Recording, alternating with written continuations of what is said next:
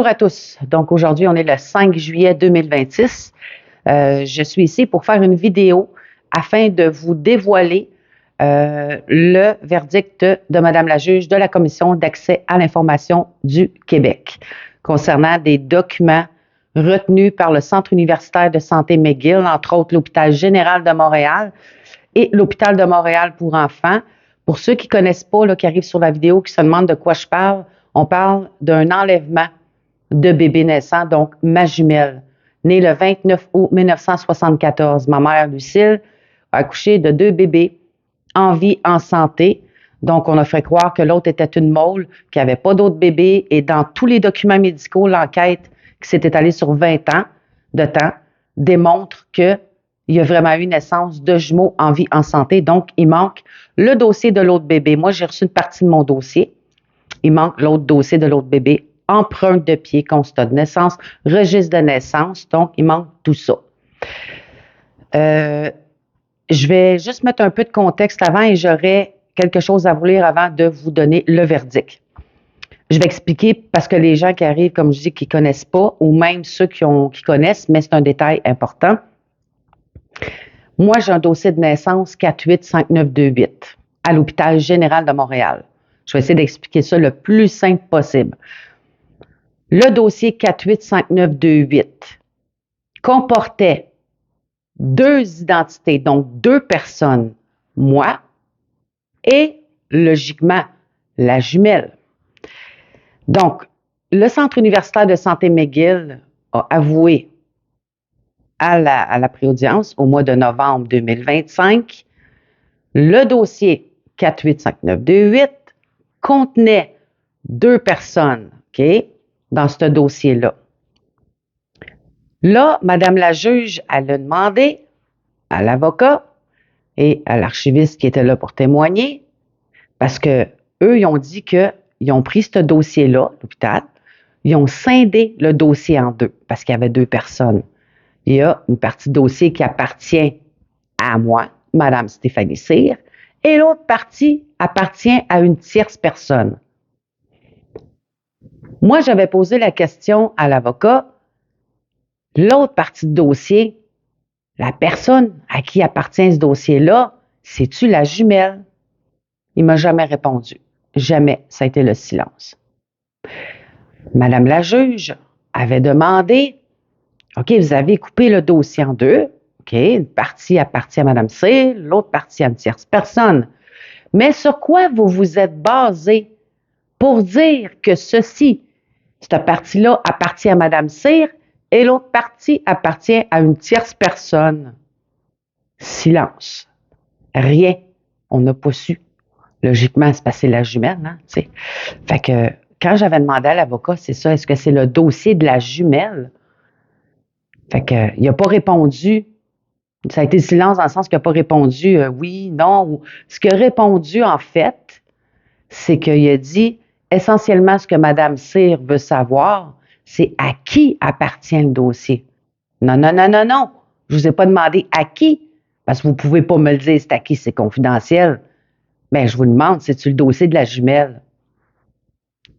On ne l'a pas su. Mais logiquement, 2 personnes dans le même dossier, puis ma mère couche de jumeaux, c'est la jumelle. Donc, en partie, le plus gros de tout ça, c'était cette partie de dossier-là qu'on veut. Puis savez-vous, en 2011, on a passé une pré-audience devant la Commission d'accès à l'information pour avoir des documents sous clé, l'empreinte de pied. On savait qu'il y avait un autre dossier pour l'autre bébé. C'était évident parce que dans mon dossier, c'était écrit qu'il y avait double chart, 2 dossiers. OK? Pour cette personne, pour moi. Donc, il y a 2 personnes, 2 bébés, filles, Cyr, nés le 29 août 74. Il y a 2 personnes. Donc, double chart exists for this patient. Donc, moi, has been deleted.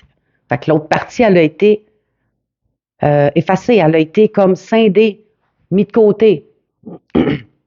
Ce qui arrive, c'est qu'en scindant, ça a été fait, je crois que c'est le 27 février 2009.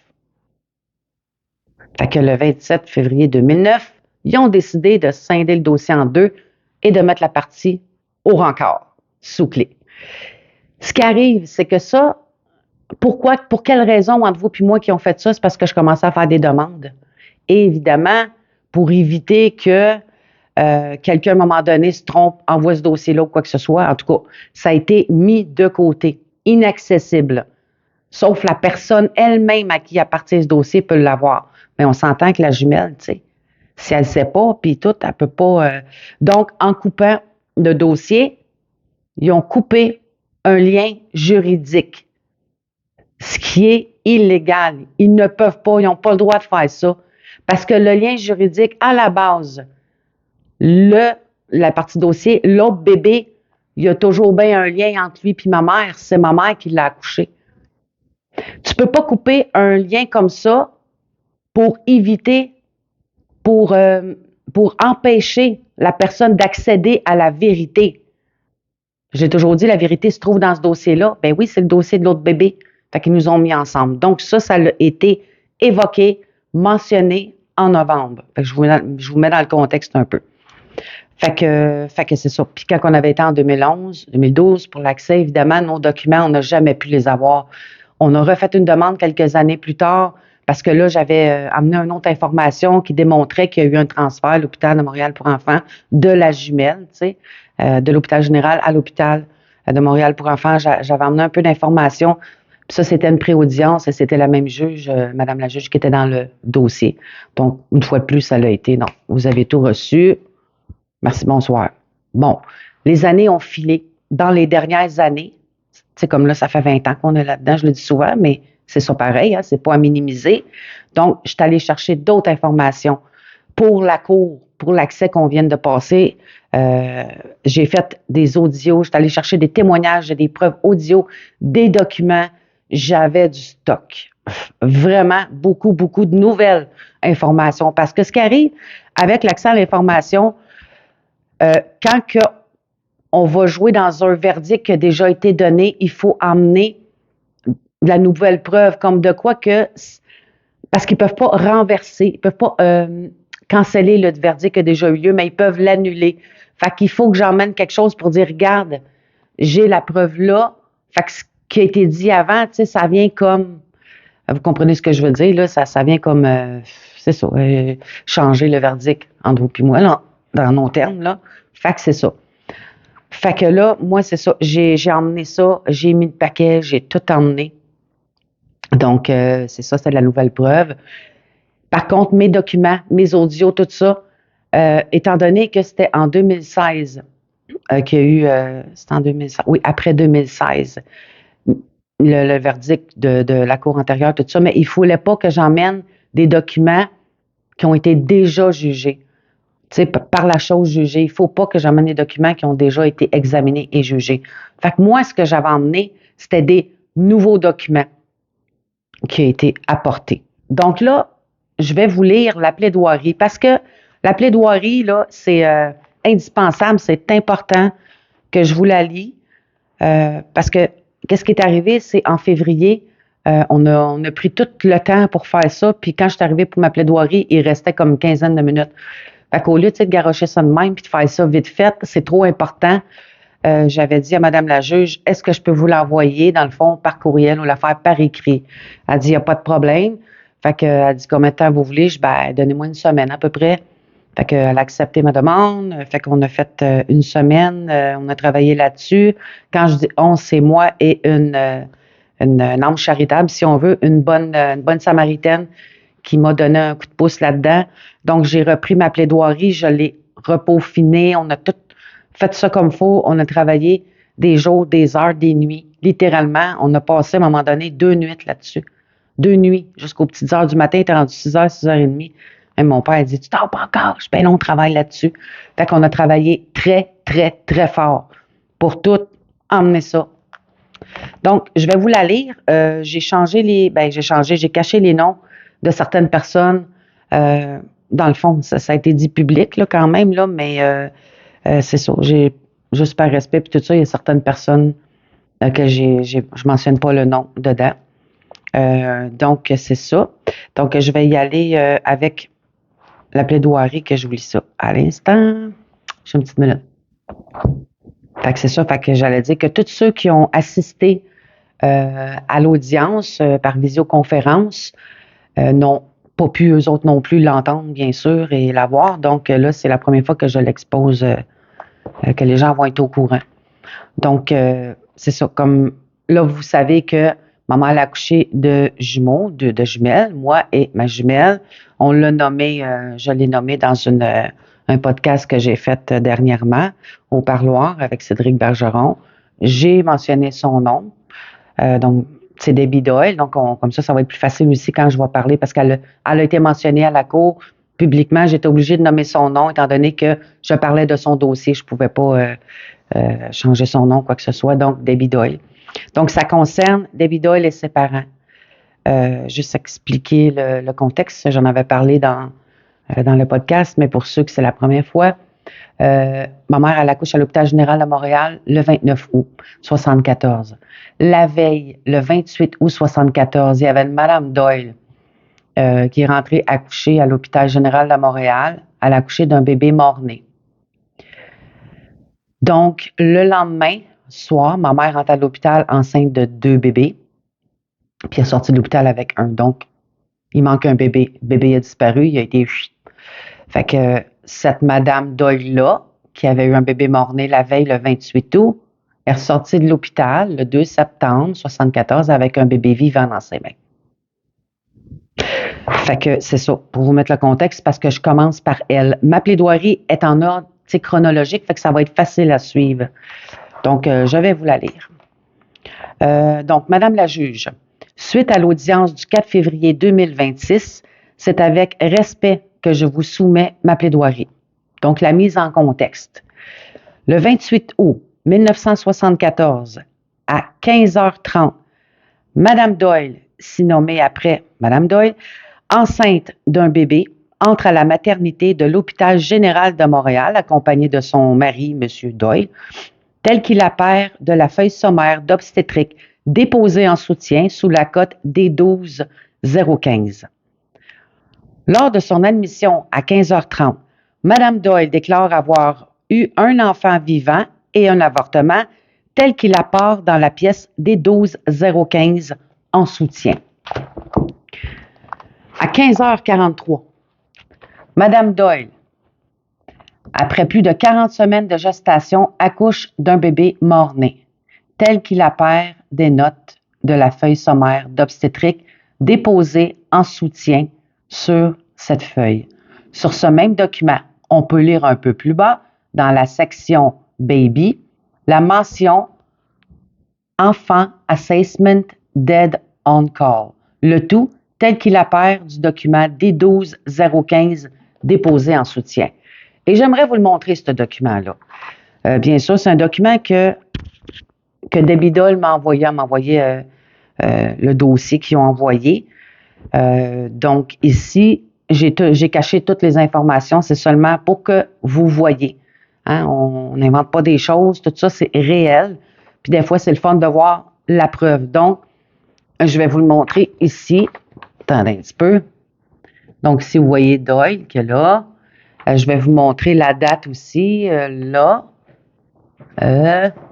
Delivered, le 28 août 74. Donc, on parle du 28 août 74. Ici, je l'ai mis en jaune fluorescent. Enfant assessment, dead on call. Ça, c'est la constatation du bébé. Quand l'équipe médicale est arrivée pour sortir le bébé, il était déjà mort. Il était déjà décédé. Donc ça, c'est qu'est-ce que j'ai déposé à la cour. Donc, ce bébé décédé s'est vu attribuer le numéro de dossier 485862 tel qu'il apparaît de la feuille sommaire d'obstétrique déposée en soutien sous la cote des 12015. Le 29 août 1974, à 19h45, Madame Lucille Chénier-Cyr, si après nommée Madame Cyr, enceinte de jumeaux, est admise à la maternité de l'hôpital général de Montréal, accompagnée de son mari Robert Cyr, le tout tel qu'il apparaît des pièces en soutien du dossier de la CAI 10039. Ça, c'est qu'est-ce qu'on avait déposé en 2011-2012. On avait démontré que ma mère est enceinte de jumeaux quand elle rentrait à l'hôpital. À son admission à la maternité, les documents usuels furent présentés à Mme Cyr. Parmi ces documents, apparaît un consentement de l'Hôpital de Montréal pour enfants en vue d'effectuer un transfert vers cet établissement. Donc, on parle d'un transfert qui a eu lieu du bébé, de la jumelle, de l'Hôpital général de Montréal à l'Hôpital de Montréal pour enfants. Ma mère, elle a accouché du premier bébé à 23h18, le deuxième à 23h28, et l'admission a eu lieu à l'Hôpital de Montréal pour enfants le 29 août.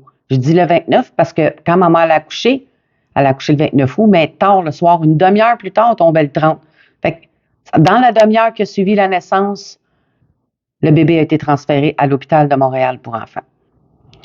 Sans se poser de questions, Mme Cyr signe l'ensemble des documents, le tout tel qu'il apparaît des pièces déposées en soutien du dossier CAI 100039. Donc, la feuille du consentement de l'Hôpital de Montréal pour enfants que ma mère a signé, évidemment, ils n'ont pas dit « Madame, signez ça, on transfère votre bébé ».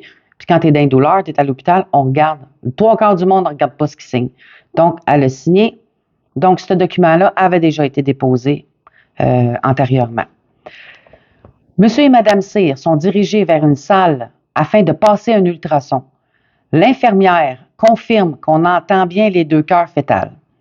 Par la suite, Monsieur et Madame Cyr sont dirigés vers la salle d'accouchement dans laquelle se trouvent 2 petits lits pour les 2 petits bébés à naître. Alors que Mme Cyr est positionnée en position d'accouchement et alors que M. Cyr est à la tête de Mme Cyr, un drap est installé de manière à ce que M. et Mme Cyr ne puissent voir ce qui se passe de l'autre côté du drap. À 23h18, Mme Cyr met au monde une petite fille, ci-après nommée Bébé Cyr 1.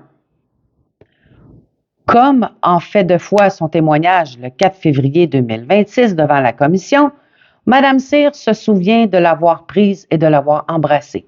Fait que le premier petit bébé qui est sorti, ma mère a donné un petit bec dans le front. Après ça, le bébé est parti. Alors que Mme Cyr s'apprête à mettre au monde le 2e bébé, ci-après nommé Bébé Cyr 2, le personnel lui ordonne que finalement, il n'y a qu'un bébé. Robert Cyr, père des enfants et époux de Mme Cyr, se voit froidement dirigé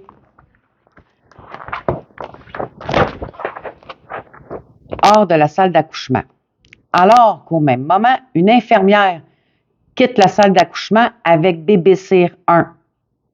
Fait que pendant que l'infirmière appogne la petite, la première que ma mère a donné le bec, ils ont dit à mon père, sortez de la salle. Fait que là, ma mère s'apprête à accoucher pour le 2e bébé. Mais ici, on fait une petite parenthèse, au même moment, pendant ce temps-là, un transport par ambulance est effectué par le service de police de Montréal, comme il était coutume de le faire à l'époque. Le policier ayant fait le transport correspond à un policier maintenant retraité. Le transport a été fait de l'Hôpital général de Montréal vers l'Hôpital de Montréal pour enfants, tel qu'il apparaît de la pièce déposée en soutien sous la cote D108. Je dis 0, mais dans le fond, c'est O. Alors que le pédiatre, Dr. X, confirme à l'avocat de la famille C n'avoir jamais, écoutez bien ça, cette pédiatre-là, qui est dans le dossier que j'ai reçu, la partie de dossier, et puis qui est sur le consentement de l'Hôpital de Montréal pour enfants, elle a dit à notre avocate, à l'époque, qu'elle n'a jamais travaillé à l'Hôpital de Montréal pour enfants. Son nom apparaît dans le dossier de Stéphanie comme ayant pris soin d'elle du 29 août jusqu'à sa sortie de l'hôpital le 3 septembre.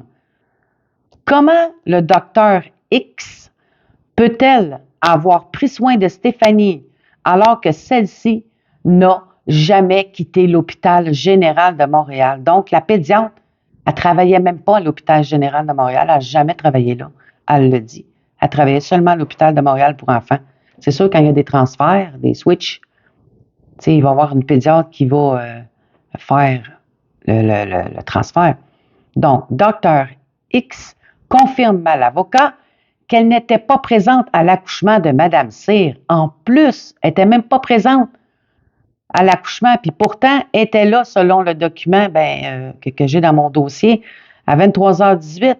C'est parce qu'elle est venue chercher, mais elle n'était pas là quand le bébé, dans la salle d'accouchement carrément. Là. Pourtant, son nom apparaît sur le document de l'Hôpital général de Montréal. Il s'agit de sa signature qui est apposée sur le document de sortie d'hôpital.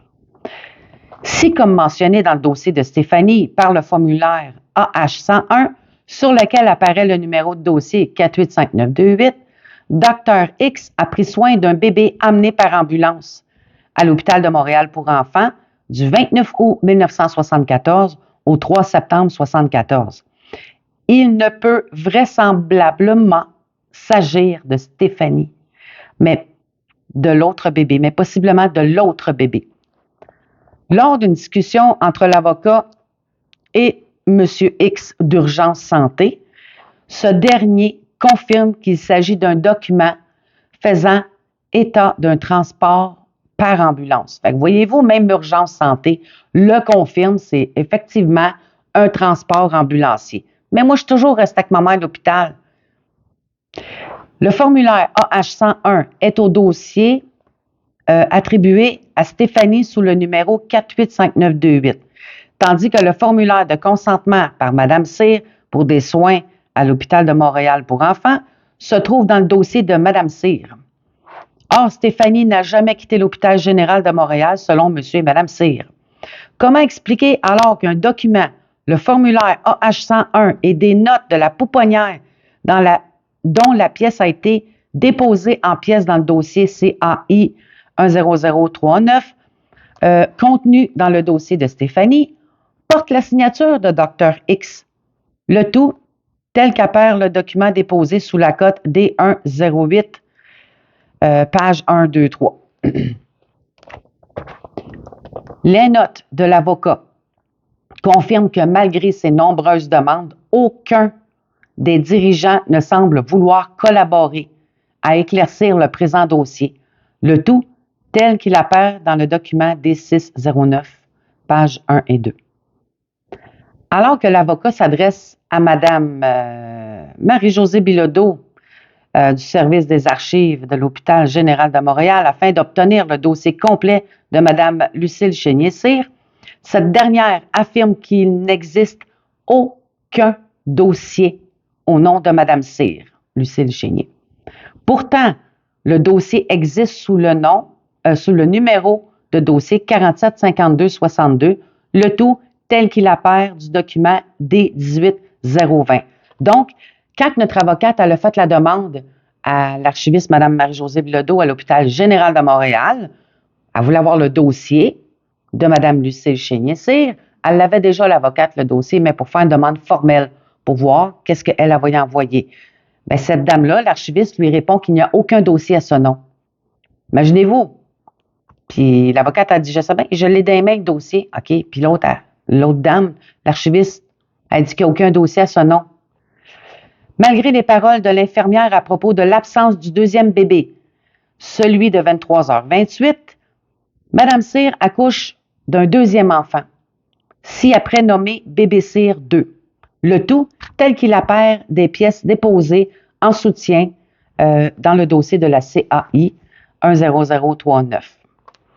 À l'aide du consentement signé par Mme Cyr à son arrivée à l'Hôpital général de Montréal, sans l'informer, l'un de ses bébés est transféré à l'Hôpital de Montréal pour enfants tel qu'il apparaît du formulaire AH101, déposé comme pièce en soutien au dossier CAI 10039. À la suite de l'accouchement, Mme Cyr est amenée dans une chambre privée alors qu'elle réclame ses bébés. Une infirmière lui apporte une petite fille. Est-ce bébé Cyr 1 ou bébé Cyr 2? Le bébé qui est emporté, c'est le premier ou c'est le deuxième?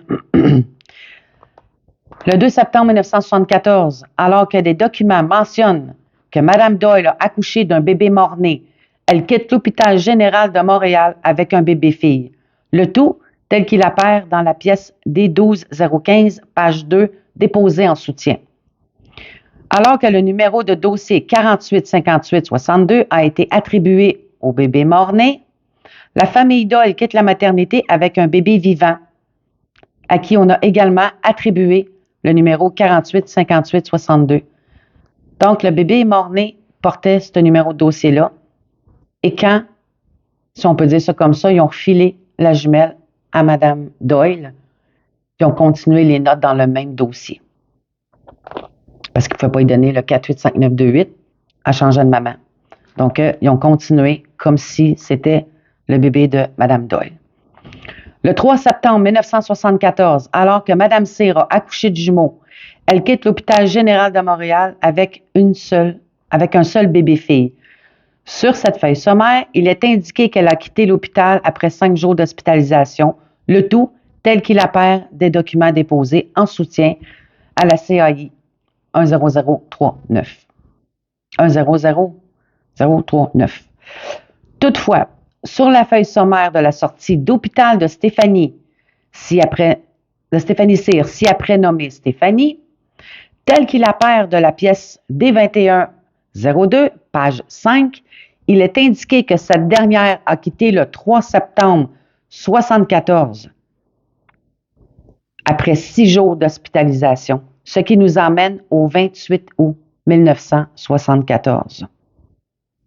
Ce qui ne concorde pas avec Mme Cyr. Fait que ma mère, elle rentre le 29, puis elle sort le 3 septembre. C'est correct, ça fait 5 jours. Mais dans mon dossier, ça marque 6 jours d'hospitalisation. Quand on fait le calcul, ça m'emmène au 28 août 1974. Parce que moi, je suis sortie le 3 septembre. Fait que du 3 septembre, si on recule de 6 jours, ça m'emmène au 28. C'est comme si tout me dirige. Même j'ai des notes du 28 août dans mon dossier. C'est comme si ça m'emmène, ça fait référence au 28. Mais pourquoi au 28? La jumelle Debbie. Ils ont changé sa date, le 29 août 74. Vous ne pouvez pas lui laisser cette date-là, là. Elle remplaçait le bébé mort-né du 28, fait qu'il fallait qu'il change sa date pour le 28. C'est pour ça qu'il y a toutes des références, des liens 28 dans mon dossier. Le 28 août 1974, Mme Doyle accouche d'un bébé mort-né. Le 2 septembre 1974, elle quitte l'hôpital général de Montréal avec une petite fille si prénommée telle qu'apparaît la pièce D12 015, page 1, déposée en soutien. Alors que Mme Cyr accouche de ses jumeaux le 29 août 1974, elle quitte l'hôpital le 3 septembre 1974 avec une seule petite fille à laquelle on lui a attribué la date de naissance du 28 août 1974 sur l'étiquette de son dossier médical tel qu'y apparaît la pièce D21 02, page 3 en soutien. Fait que sur mon cover de dossier, c'est écrit que je suis venue au monde le 28 août 1974. Ben, c'est parce qu'ils ont fait quand ils ont fait le switch, il y a un lien avec tout ça, comme je vous expliquais, là, avec la jumelle qui a été changée de date. C'est comme si c'était moi qui étais venue au monde le 28 août 1974. Le 10 novembre 1974, lors de l'enregistrement de la naissance de son bébé, contrairement à ce qui apparaît dans le document d'admission de la maternité de l'hôpital, voir le paragraphe 2, Mme Doyle déclare plutôt 2 morts-nés, tel qu'il apparaît de la pièce déposée en soutien sous la cote des 12015, page 2. Donc là, Mme Doyle, quand elle est rentrée le 28 août 1974, est enceinte, là. Elle déclare qu'elle a eu un avortement avant le 28 août 1974, peut-être en 70, en 69, elle déclare. Là, elle accouche de son bébé mort-né. Elle sort de l'hôpital avec Debbie dans ses bras. Elle va faire baptiser Debbie 3 mois plus tard. Mais là, elle déclare pas juste un, parce qu'il faut que tu déclares combien tu as eu d'enfants dans l'enregistrement de naissance vivante, combien de morts-nés, combien de vivants. Bien là, elle est rendue à 2. Donc, ce bébé-là a été, le mort-né, déclaré par le couple lors du baptême. Donc, ils savaient que le bébé était mort-né le 28, mais ils n'ont un vivant dans les bras, là. C'est ça. Tous les documents sont là. J'ai tout déposé ça à la cour. Pour démontrer, regarde, il y a eu 2 naissances de 2 bébés. L'autre bébé serait Debbie. Donc, ça prend son dossier de naissance. Ma mère, elle y a le doigt. Elle l'a mis au monde, cet enfant-là. alors que les documents remis à Stéphanie lui attribuent comme heure de naissance 23h18, les documents transmis à Mme Cyr mentionnent plutôt l'heure d'accouchement comme étant 23h28. Il y a vraiment 2 naissances là-dedans, mais laquelle est venue au monde avant. Considérant la pièce portant le numéro de la cote des 2304, le Centre universitaire de santé McGill ne peut prétendre à l'existence de ce dossier. Donc ici, je répète, considérant la pièce portant le numéro de la cote D2304, le Centre universitaire de santé McGill, il ne peut pas prétendre à l'existence de ce dossier. Le 11 juillet 1975, Stéphanie, âgée d'environ 11 mois, se présente à l'hôpital de Montréal pour enfants officiellement pour la première fois de sa vie. Un dossier portant le numéro 527242 est attribué à cette dernière tel qu'il apparaît dans la pièce D2405, page 1. Le 10 septembre 1975, Debbie, âgée de 1 an, se présente à l'hôpital de Montréal pour enfants officiellement pour la première fois sous le numéro de dossier 53 24 31. Lui est attribué 53 24 31 lui est attribué tel qu'il apparaît la pièce des 24 05 page 2. Fait qu'en 1975, le 11 juillet, moi j'avais tombé, ma soeur m'avait échappé, fait que j'ai tombé par terre sur le dos. Fait que ma mère, elle m'a emmené à l'hôpital de Montréal pour enfants. Elle m'a fait checker. Et 2 mois plus tard, presque 2 mois jour pour jour, on peut dire le 10 et le 11, 2 mois plus tard, Debbie aussi, elle a tombé, elle s'est pété à baboune, elle s'est blessée la bouche. Sa mère, elle l'emmène à l'hôpital de Montréal pour enfants. Fait que, il rouvre un dossier à Debbie. Ici, ça dit, considérant que les numéros de dossier sont attribués en ordre chronologique, les uns à la suite des autres, il est tout à fait impossible qu'en quelques semaines, on parle d'une affaire de 2 mois, l'hôpital puisse accueillir 5189, excuse-moi, accueillir 5189 nouveaux patients. Toutefois, 1 an d'intervalle serait logique, ce qui correspondrait plutôt au numéro de dossier attribué au bébé transporté en ambulance l'année précédente, tel que l'apparaît la pièce D2405.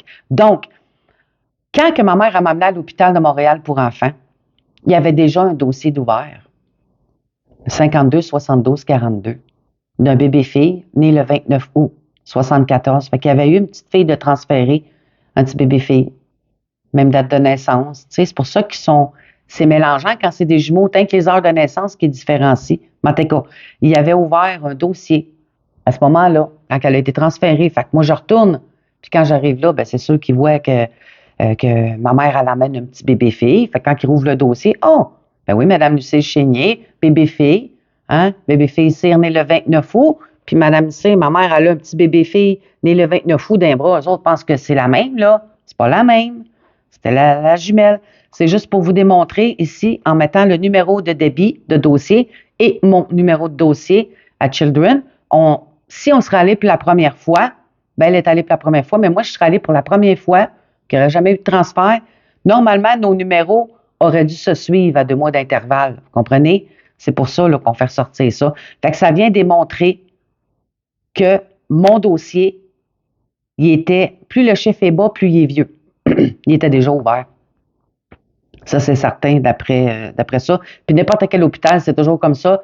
Quand ils rouvrent un nouveau dossier pour un nouveau patient, les numéros changent. Ça va être, mettons, 2001, 2002, 2003. Chaque nouveau patient, comme ça. Tuc, tuc, tuc. Fait qu'ici, on démontre vraiment que le dossier était déjà ouvert. Pas se poser, là, s'il n'y a pas eu de jumeaux transférés, mais jumelle transférée, il y a une jumelle qui a été transférée. Donc, ici, OK, le 19 février 1998, Stéphanie Cyr se présente à l'hôpital général de Montréal à titre de patiente.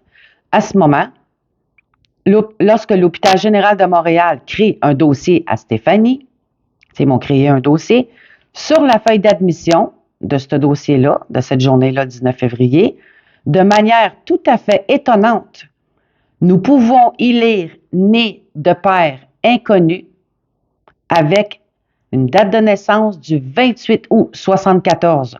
On remarque aussi sur ce document la mention « dossier antérieur ». Il y a un N, il y avait déjà un dossier antérieur, mais ils m'en ont ouvert un autre.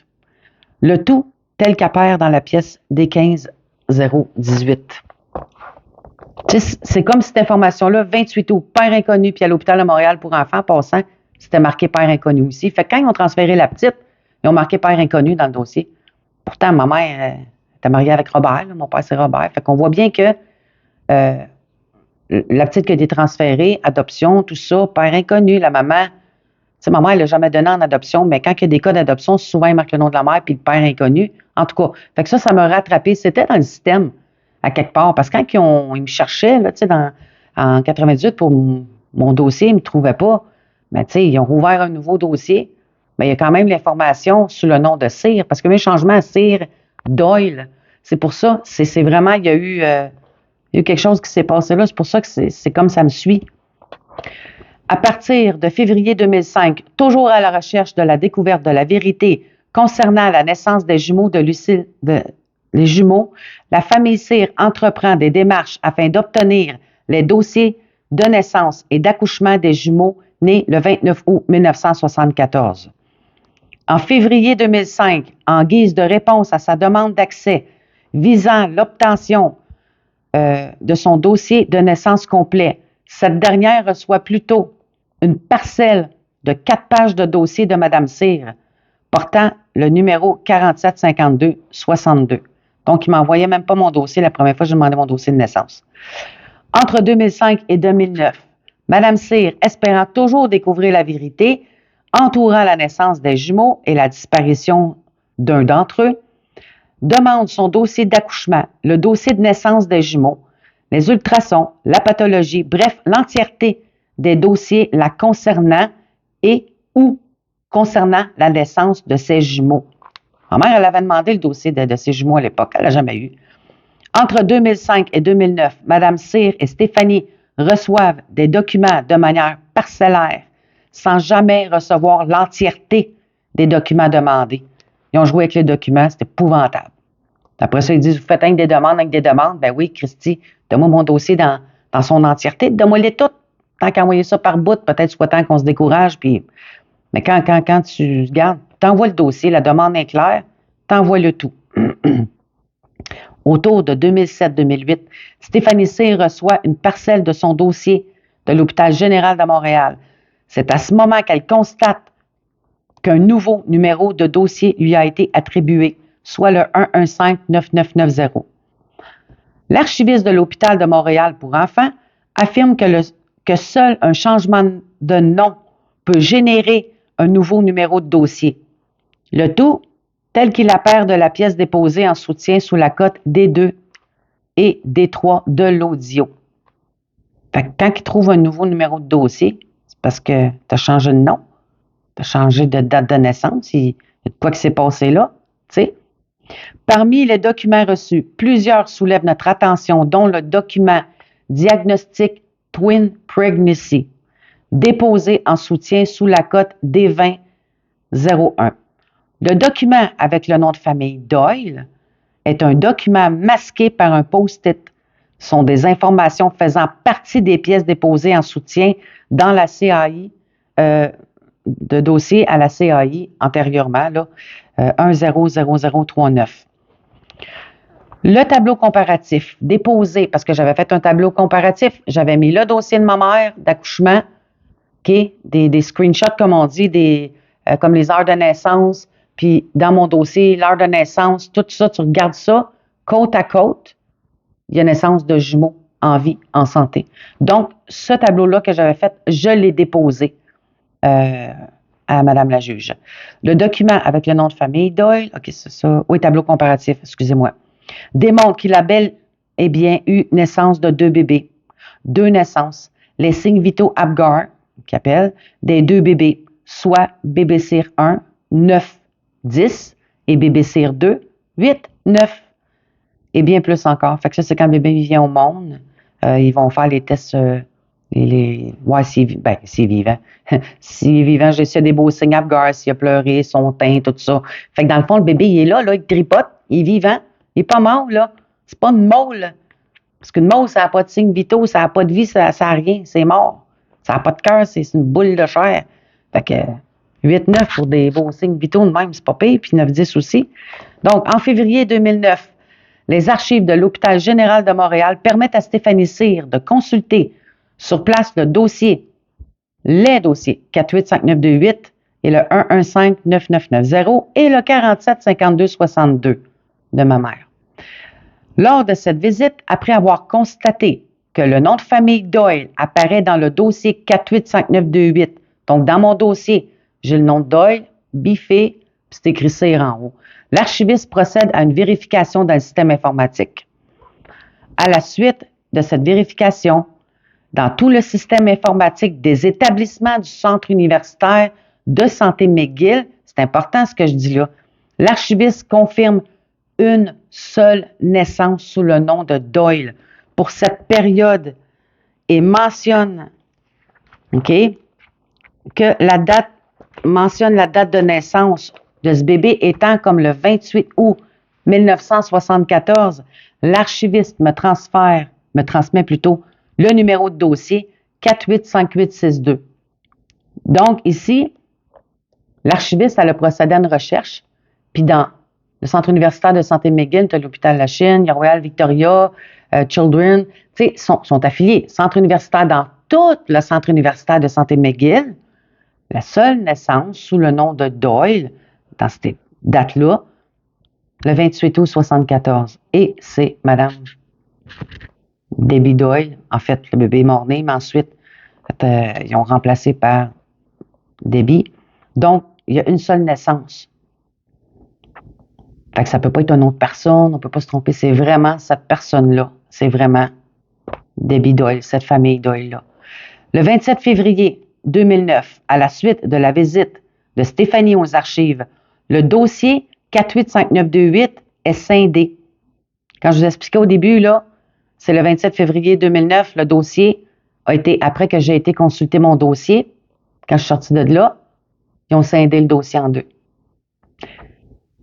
Et un autocollant y est apposé portant la mention Caution Double Chart Number 485928 exists for this patient has been deleted.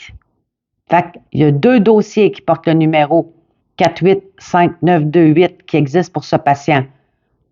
Bébé-fille Cyr 1, bébé-fille Cyr 2. D'ailleurs, en novembre 2005, sous serment devant la commission d'accès à l'information, Maître Alfangary confirme que le dossier a été effectivement scindé. Comme je vous disais, il l'a mentionné.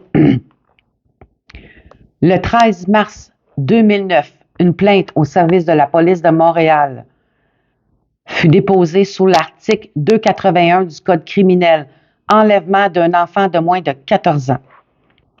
Le 14 avril 2009, muni d'un mandat judiciaire, la police de Montréal demande à obtenir les dossiers médicaux complets, le tout tel qu'il apparaît dans la pièce D17019. Donc, l'enquêteur, il a demandé le dossier de Lucille Chénier-Cyr, date de naissance, Madame Stéphanie Cyr, date de naissance, et bébé Doyle, sous le numéro de dossier 48 58 62.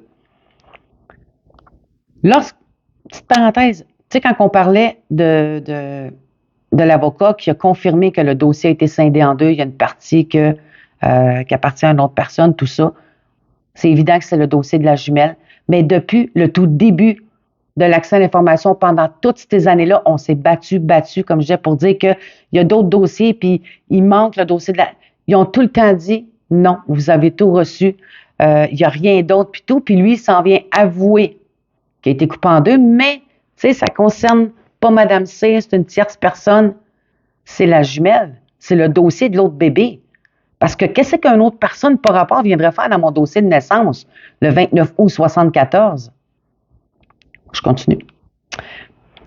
Ensuite, lorsque l'enquêteur compare avec le dossier, lorsque l'enquêteur compare avec Stéphanie les documents qui lui ont été transmis par le Centre universitaire de santé McGill versus les documents détenus par Stéphanie, il constate que les documents transmis sont identiques à ceux qu'a reçus Stéphanie. Donc, finalement, cette partie de dossier-là, qui était dans mon dossier, là, qui ont scindé, ça n'a jamais été remis à l'enquêteur. Jamais.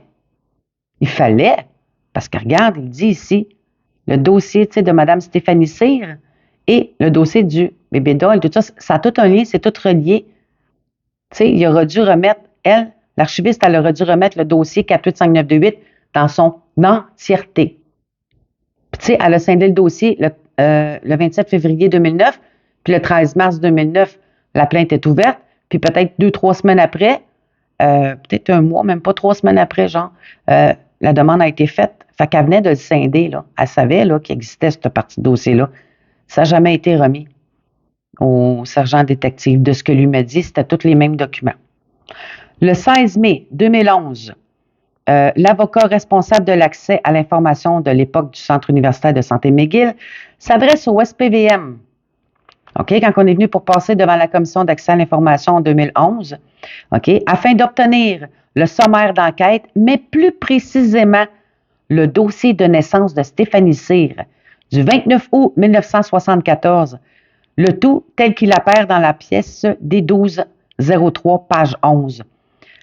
Fait que lui, l'ancien responsable de l'accès à l'information, il avait fait une demande pour se préparer, pour s'enligner, là, pour pas non plus qu'il se... en tout cas, il fallait qu'il se prépare pour l'accès pour être certain que ce qu'il va recevoir des dossiers, ça va avec ce qu'il va dire, tout ça.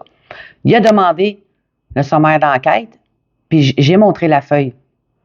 OK? Comme de quoi que, plus précisément, ce qu'il voulait, là, c'était mon dossier de naissance. Fait que, lui qui est en charge, l'avocat de l'accès à l'information, il a accès à tout. Pourquoi qu'il demande au SPVM d'obtenir le dossier de naissance de Stéphanie Cyr? Moi, j'ai comme le feeling qu'il a demandé ça pour être sûr que l'archiviste, quand elle a remis les documents à l'enquêteur, parce que l'enquêteur a son mandat, tout ça, que c'est la bonne partie de dossier qui a été remis. Comprenez-vous? Et non la partie sous-clé qu'il ne faut pas qu'il donne. Je ne vois pas d'autre raison pour laquelle que M. X ait demandé mon dossier au SPVM. Parce qu'il avait déjà entre les mains, il y avait tout. Fait qu'il voulait savoir. C'est ma perception et c'est la logique des choses. Puis là, ici, comment justifier que le responsable de l'accès de l'hôpital s'adresse au SPVM afin d'obtenir une copie d'un dossier que l'hôpital a elle-même remis aux policiers? Autrement dit, M. X cherche à savoir ce que détient véritablement le SPVM et il veut s'assurer que l'hôpital a remis la bonne partie de dossier scindé. Et voilà. Puis ça, on parle de ça de 2011. Ça fait longtemps. Au surplus, le Centre universitaire de santé McGill a porté le refus du SPVM d'accéder à sa demande devant la commission d'accès à l'information, soit le dossier CAI 111593, lequel s'est soldé par une médiation et un désistement. Cependant, alors que celui-ci en détient une copie telle qu'il apparaît des documents transmis par le Centre universitaire de santé McGill en 2012, lors de l'audition devant la commission, cette copie de l'acte de naissance de Stéphanie ne peut qu'avoir été échangée entre le SPVM et le Centre universitaire de santé McGill. Quand on a passé dans l'accès à l'information en 2012, l'hôpital a remis une copie spiralée de toutes les demandes, des dossiers qui ont été remis, en fait. C'est ça. Fait que là-dedans, quand je feuilletais ça, ça fait pas tant longtemps de ça, ça fait peut-être un an et quelques, genre, j'ai découvert, voyons, comment ça que mon certificat de naissance de l'état civil, il est dans mon dossier à l'hôpital? Parce que il montrait comme le dossier, dans le fond, mes informations, quand ils ont envoyé, puis tout ça. Mais j'ai dit, comment ça se fait qu'ils ont entre les mains, eux autres, l'hôpital? J'ai jamais fourni de certificat de naissance. À mon souvenir, j'ai jamais remis ça à l'hôpital. Pourquoi j'aurais remis mon certificat de naissance à l'hôpital? Regarde.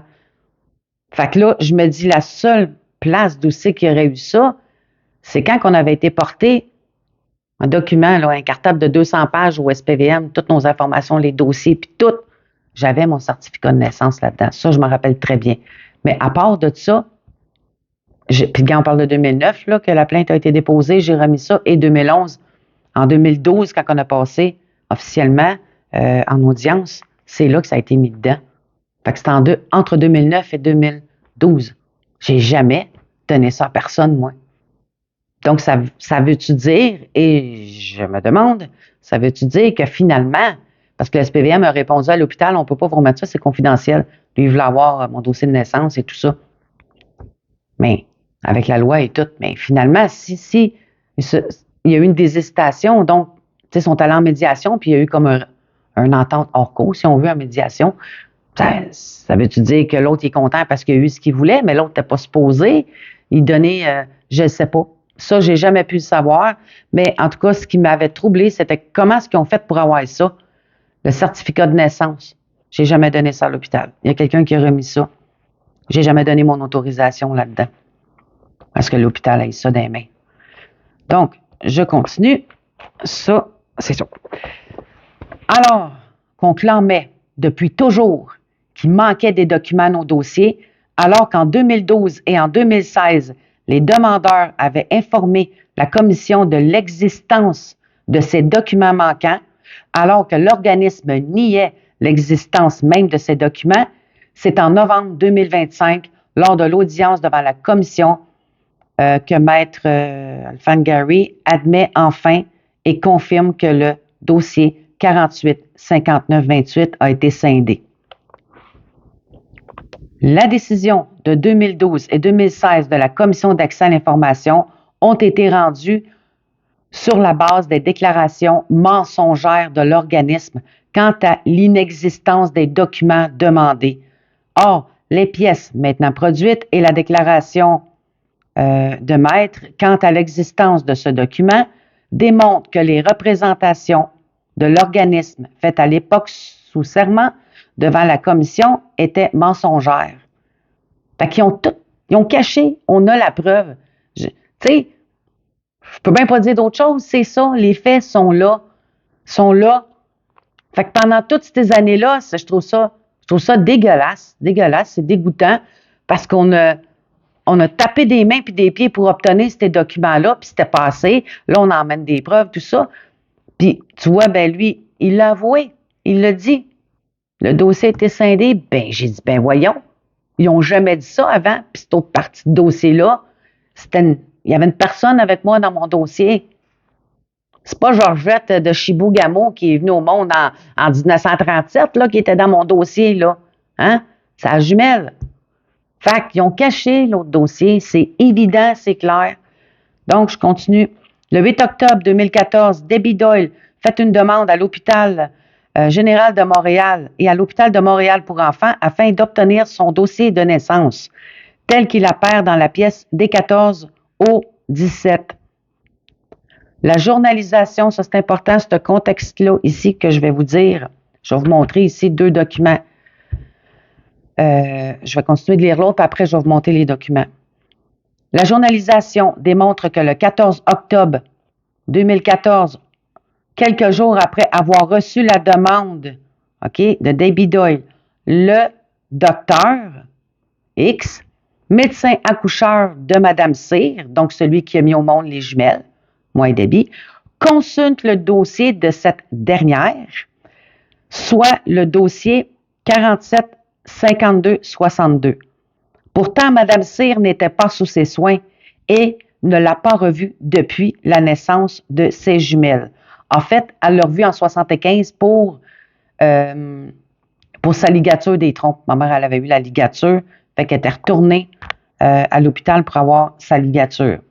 Mais c'est ça, si tu calcules de 1975, c'est presque 40 ans. Alors, au bout de 40 ans, lui, il décide d'aller dans le dossier d'accouchement de ma mère. Le tout tel qu'il apparaît dans les pièces D14-017, page 5 et D25-06. Là, OK, je vais continuer puis je vais vous montrer les documents, je m'excuse. Au surplus, comment expliquer que le docteur X, l'accoucheur des jumeaux, alors qu'il ne travaille plus à l'hôpital général de Montréal, en 2014, il n'était plus à l'hôpital général, mais plutôt à l'hôpital Royal Victoria, faisant partie du Centre universitaire de santé McGill, est probablement informé de cette demande et se voit préoccupé par elle au point d'aller consulter le dossier de ma mère, Lucille. Autour de novembre 2014, Debbie Doyle reçoit par la suite une réponse à l'effet que l'hôpital général de Montréal ne détient aucun dossier de naissance à son nom. Fait que là, on va expliquer les affaires. C'est majeur ce que je vous montre là. Moi, personnellement, juste ça, c'est clair, clair, clair. Donc, Debbie Doyle, je monte ici. Le 8 octobre 2014, à 15h56, elle m'annonce, elle mentionne qu'elle a malé, elle a envoyé ses 2 demandes. Elle a fait une demande à l'hôpital de Montréal pour enfants, pour la fois qu'elle avait tombé, là, que ça a pété la baboune, et elle demande son dossier de naissance à l'hôpital général de Montréal. Fait que ça, c'est le document D14-017. Le 8 octobre, retenez ça. Ensuite, le 14 octobre, donc 8, 9, 10, 11, 12, 13, 14, donc 6 jours. OK? 6 jours plus tard, le 14 octobre, à 9h11 le matin. Je vous montre la feuille de journalisation. Ça, la journalisation, c'est tout le personnel, que ce soit archiviste ou médecin, rentre dans le dossier d'une personne, d'un patient. Tout ça, c'est tout enregistré, c'est tout noté. Fait que tu peux voir qui est allé voir dans ton dossier, qu'est-ce qu'il est allé chercher en temps normal. Ça va donner la description, pour quelles raisons. Il faut qu'il justifie. Dans notre cas, évidemment, ça n'a pas été justifié. Bien, capable de lire entre les lignes. J'ai barré le nom, évidemment, du médecin ici. Fait que là, je vais juste m'avancer un petit peu. Vous voyez, 2014. OK? Il est allé dans le dossier, il est allé vérifier l'accoucheur, puis là, on voit en haut, regarde, Mme Lucie Chénier-Cyr. Donc, même, il est allé 2 fois à 9h11, mais tu sais, le 14 octobre 2014. Fait que 6 jours plus tard, quand ils ont reçu à l'hôpital général de Montréal, ils ont reçu la demande de Debbie Doyle, qui avait son dossier de naissance. L'archiviste qui a reçu ça, là, pas mal convaincu qu'elle est à l'afflux. Elle est à l'afflux de. Anyway, si je pense, c'est ça. Cette archiviste-là, depuis le début, c'est elle qui s'est occupée de nos dossiers, nos affaires, nos paperasses, SPVM, tout ça. Elle reçoit ça. Elle doit se dire, je fais quoi avec cette demande-là? J'envoie-tu le 485928, la partie scindée? Ben non, je peux pas. Ben là, je suis pas pour y envoyer non plus de dossier qui marque bébé mort-né qui ont fait à elle. Qu'est-ce que je fais? Je vais appeler l'accoucheur. Fait que c'est sûr que l'accoucheur, il a fallu qu'il soit mis au courant, qu'on l'appelle. Parce que lui, il est à l'hôpital Royal Victoria. Il n'est pas dans les archives à Royal Victoria, même. Il est médecin là-bas, accoucheur, obstétricien. Fait qu'il a fallu que quelqu'un lui dise, hein, parce qu'il ne devine pas ça de même. J'imagine que Debbie Doyle fait une demande. Puis comme on dit, pourquoi ça l'a tant tracassé que ça? Pourquoi ça le fatiguait? Tu sais, c'est au point d'aller dans le dossier de ma mère, c'est parce qu'il y a quelque chose là. Tu sais, c'est important. L'autre, l'archiviste, elle le rejoint. J'envoie quoi? Attends. Fait que là, il s'en va dans le système puis il vérifie. L'affaire, c'est que si il reçoit une demande de Debbie Doyle, c'est parce qu'il l'a mis au monde, hein? Le médecin, il l'a mis au monde. Puis si il va dans le dossier d'accouchement de ma mère, c'est parce que c'est lui qui a accouché ma mère. Fait que ma mère, elle a accouché de Debbie. C'est clair. Puis là, c'est pas juste des suppositions, puis tout ça, là. Les faits sont là, j'ai tout montré ça, j'ai déposé ça à la cour, tu sais. Puis finalement, elle reçoit une réponse comme de quoi? Ben non, t'as pas de dossier de naissance, toi. Parce que moi, là, quand j'ai reçu la journalisation là, du dossier de ma mère, j'ai dit, là, on voit le nom du médecin, j'ai dit, c'est quoi qui est allé fouiller là-dedans? Qu'est-ce qui chicotait pour. Là, à un moment donné, j'ai allumé, ça serait-tu parce que Debbie a fait une demande? Je me semble que oui. Debbie est l'élément déclencheur du fait que l'accoucheur de ma mère est allé dans le dossier d'accouchement de ma mère. Et aussi, très important, celui qui a accouché Madame Doyle, c'est même pas lui, c'est un autre médecin. Raison de plus que qu'est-ce que tu fais dans le dossier de ma mère? C'est parce que c'est toi qui l'as mis au monde. Puis c'est toi qui as accouché ma mère. Fait que, tu sais, ça, là, c'est béton, là. Je veux dire, regarde, qu'est-ce que ça lui prend de plus? OK, on continue. Fait que là, c'est ça. Debbie, après ça, au surplus, c'est ça. Autour. Ouais, c'est ça. Ça aussi, on lui a dit qu'elle a reçu une réponse comme de quoi qu'elle n'a pas de dossier de naissance. Bon. Là, ici, reçoit une réponse de l'hôpital de Montréal pour enfants. Donc, Debbie reçoit une réponse de l'hôpital de Montréal pour enfants. Puis là, ben, il envoie cette page-là. Je vais sauter un petit peu. Je vais sauter un peu parce que c'est un petit peu compliqué à expliquer. Je vais aller un petit peu plus loin. Je vous mets sur pause 2 secondes. Je vais aller tout de suite au pertinent parce que là, ça fait 1 heure de vidéo. Je vais vraiment vous donner le verdict de la juge. Fait que mais ça vous donne une bonne idée de qu'est-ce qui a été discuté, en tout cas des choses majeures. Fait que je vais vérifier ceux qui sont les plus pertinents là-dedans. Tout est pertinent, mais c'est parce que sinon, sa vidéo va être 2 heures, puis les gens n'écouteront pas ça 2 heures de temps certain. Fait que je vous reviens dans 2 secondes. Donc, je vais continuer avec ce qui est important, c'est les nombreuses incongruités de l'organisme et de ses représentants. Donc, ça, c'est important. Donc, je vais les lire. Ici, ça dit, durant de nombreuses années, l'organisme a tout tenté afin de nous induire en erreur à propos de nos dossiers personnels. Ils ont tenté d'empêcher la découverte de la vérité et ils ont créé des documents de toutes pièces en scindant les dossiers. Au cours des dernières années, alors que Madame l'archiviste, je nomme son nom parce que je l'ai nommée publiquement celle-là aussi, Madame Laura Léonie, tu sais, elle me parlait du dossier Mother 485928 comme s'il s'agissait d'une personne adulte avec une date de naissance proche de la mienne parce que, tu sais, j'essayais de parler avec elle, je voulais qu'elle m'aide, je voulais qu'elle me donne de l'information, mais tu sais, mais pas le même mois, fait que pas la même date de naissance. Ce que je peux dire, c'est que la personne qui est dans le dossier 485928 n'a pas le même mois ni la même année. OK, mais la date de naissance est proche de la mienne. Hey, pendant des années, je me suis creusé la tête, c'est qui, coudon, c'est qui. Mais en fin de compte, elle aurait pu me dire, Stéphanie, je te parle pas d'une autre personne, je te parle, elle me parlait en tant que dossier, date, OK? Mais elle voyait que je parlais d'une personne, ou je pensais que c'était un humain, une personne qui a une date de naissance proche de la mienne, pas le même mois, pas la même année. Hey, j'ai-tu cherché? Ben là, c'est quand j'ai préparé la cause, j'ai cliqué. J'ai cliqué, ça me sied 2 jambes en 2. En fait, elle parlait de la date que le dossier a été scindé, coupé en 2, donc qui devient une autre identité, une autre personne, si on veut. C'est dégueulasse, hein? Fait que pendant toutes ces années-là, en tout cas, fait que le 17 février 2009, et non, pas d'un humain, c'est ça qu'elle me parlait. Elle parlait de la date de scindage.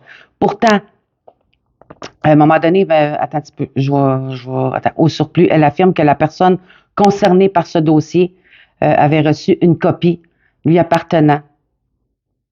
Tu sais, fait qu'elle dit que la personne à qui appartient ce dossier-là a reçu une copie. Voyons, c'est pas Debbie. Debbie, tu lui as envoyé son dossier? Ben, c'est le dossier du bébé. Bon, mais si on veut, là. Fait que tu n'as même pas envoyé ce dossier-là. En tout cas, je vous dis, là, c'est capoté. C'est capoté de nous avoir fait tourner en rond de même. C'est dégoûtant. Donc, c'est ça. Là, je vais aller à l'autre 56. Durant toutes ces années, l'organisme a induit les demandeurs en erreur de telle manière qu'ils en sont venus à douter de leur lien biologique. Ça, je l'avais déjà mentionné vite fait que j'ai dit, coudonc, c'est moi qui est venu au monde la veille, le 28 août, sous le nom de Doyle et tout ça, tu sais. Fait que ça a été vraiment, là, c'est trop long à raconter, mais c'est dégueulasse. C'est dégueulasse, c'est d'une cruauté. Puis penser à ma mère et à mon père pendant toutes ces années-là, là, c'est écœurant, en tout cas. On parle ici les incohérences entre les dates de naissance et les dates d'accouchement. Le nom de Doyle biffé est remplacé par le nom de Cyr. La mention de père inconnu. La durée des hospitalisations, comme je parlais tantôt, le 5 jours, le 6 jours, tout nous emmène au 28 août.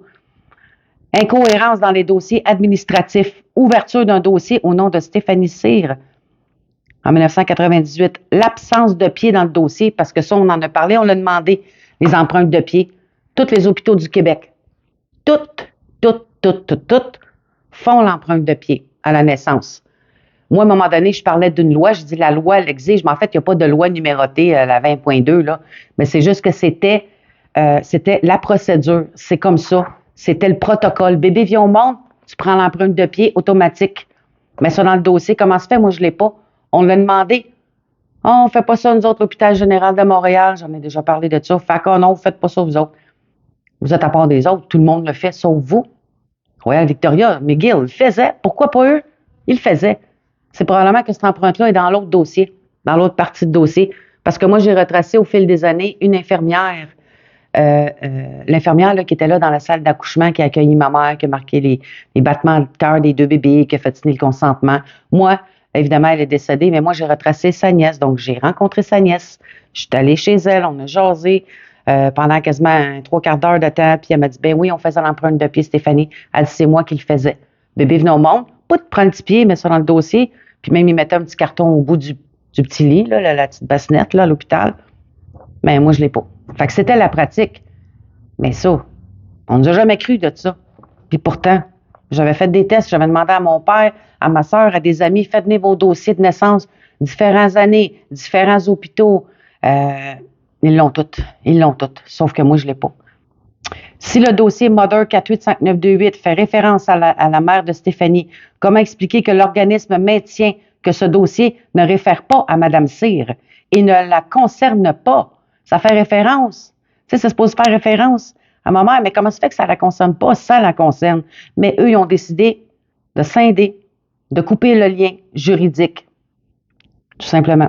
L'organisme admet qu'une partie du dossier de naissance de Stéphanie portant le numéro 485928 a été remis à Stéphanie pour être ensuite fusionné avec le nouveau qui m'ont ouvert en 1998. Alors qu'un autre archiviste de l'hôpital de Montréal pour enfants affirme à 5 reprises que le dossier Mother 485928 appartient à Stéphanie. J'ai l'audio, j'ai déposé l'audio à la cour en preuve, on l'entend, j'ai nommé l'archiviste, puis je l'ai fait écouter à 5 reprises. Elle dit, c'est un autre dossier à vous. OK, c'est à moi, mais c'est pas à moi. J'ai une partie qui est à moi, puis l'autre partie, c'est à la jumelle, mais Madame, cet archiviste-là, lui refuse tout de même l'accès. Fait que j'ai jamais pu recevoir ce dossier-là. Parce que c'est un autre dossier, un autre. 485928, là, c'est un autre. Mais j'ai déjà une partie, c'est que l'autre partie. En tout cas, ça montre l'existence puis que c'est un autre dossier à moi. Ben, donnez-moi-les de bord. Le tout tel qu'apparaît l'enregistrement audio déposé en soutien sous la cote des 27 et la transcription, ainsi que la lettre de Mme Laura Léonie déposée en soutien sous la cote des 9012. Ça dit la note au dossier de naissance de Stéphanie C, puis j'ai une note que c'est écrit Mother 485928. C'est supposé faire référence à ma mère. Mais ma mère, elle a le 47 52 62. Bon, ça n'appartient pas à ma mère. T'sais, mais cette partie de dossier-là, c'est ça. En fait, c'est une nouvelle entité, si on veut, parce qu'ils ont coupé le lien. Donc, ça tombe qu'on ne peut pas avoir accès à ça. Mais dans le fond, ils ont fait ça pour nous empêcher d'accéder à la vérité, pour empêcher ma mère d'accéder à la vérité et mon père aussi. Le 15 juillet 2024, une autre archiviste de l'Hôpital général de Montréal répond à tort à Stéphanie qu'elle lui transmet le dossier de naissance complet Mother 485928, ne correspond à aucun autre dossier. Fait qu'elle, là, cet archiviste-là, là, ils ont tout fait pour tout cacher, étouffer. Non, t'as juste ça t'appartient, il n'y a rien d'autre. Contrairement à ce que M. Maître Fangary a dit à la cour, cette partie-là t'appartient, l'autre partie qui était dans mon dossier, ça appartient à une autre personne, dans le fond, sa jumelle, comme je répète encore. Mais elle a dit, il n'y a pas d'autre dossier, il n'y a rien. Pourtant, c'est écrit noir sur blanc dans mon dossier. Ils veulent pas la donner, cette partie de dossier-là. Parce qu'au tout début, une des archivistes avait dit, c'est la loi, je suis obligée de te le remettre, ça fait partie de mon dossier, là.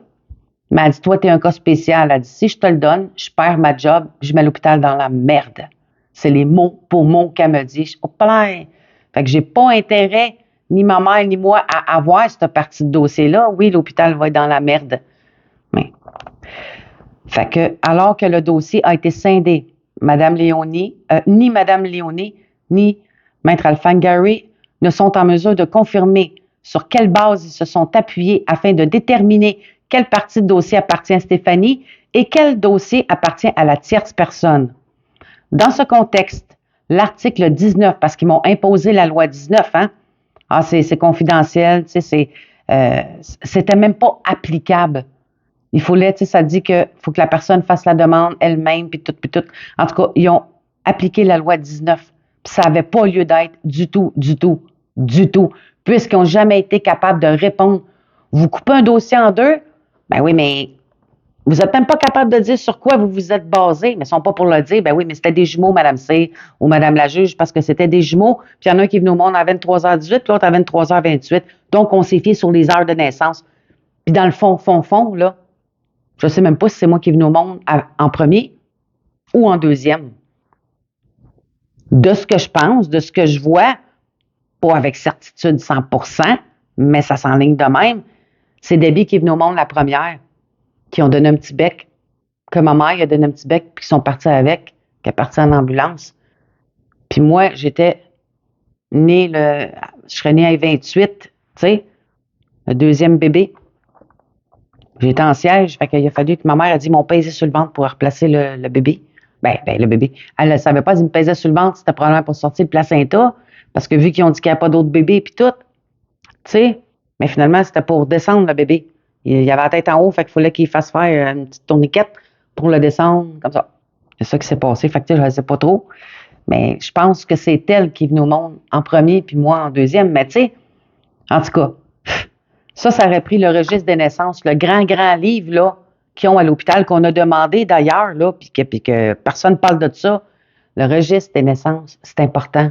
C'est comme un gros livre de comptabilité. Puis l'infirmière que j'ai rencontrée, qui a travaillé en 1974, là, à l'hôpital général, puis des fois, elle allait donner un petit coup de main à sa tante. Sa tante, celle qui a fait le switch. En tout cas, qu'elle a signé le consentement avec ma mère pour transférer le bébé. Bien, c'est ça, elle l'a dit, tu sais. Écoute, l'empreinte de pied, comme je dis, l'empreinte de pied se faisait, puis j'ai manqué que je vous le dise, mais en tout cas, ça va revenir.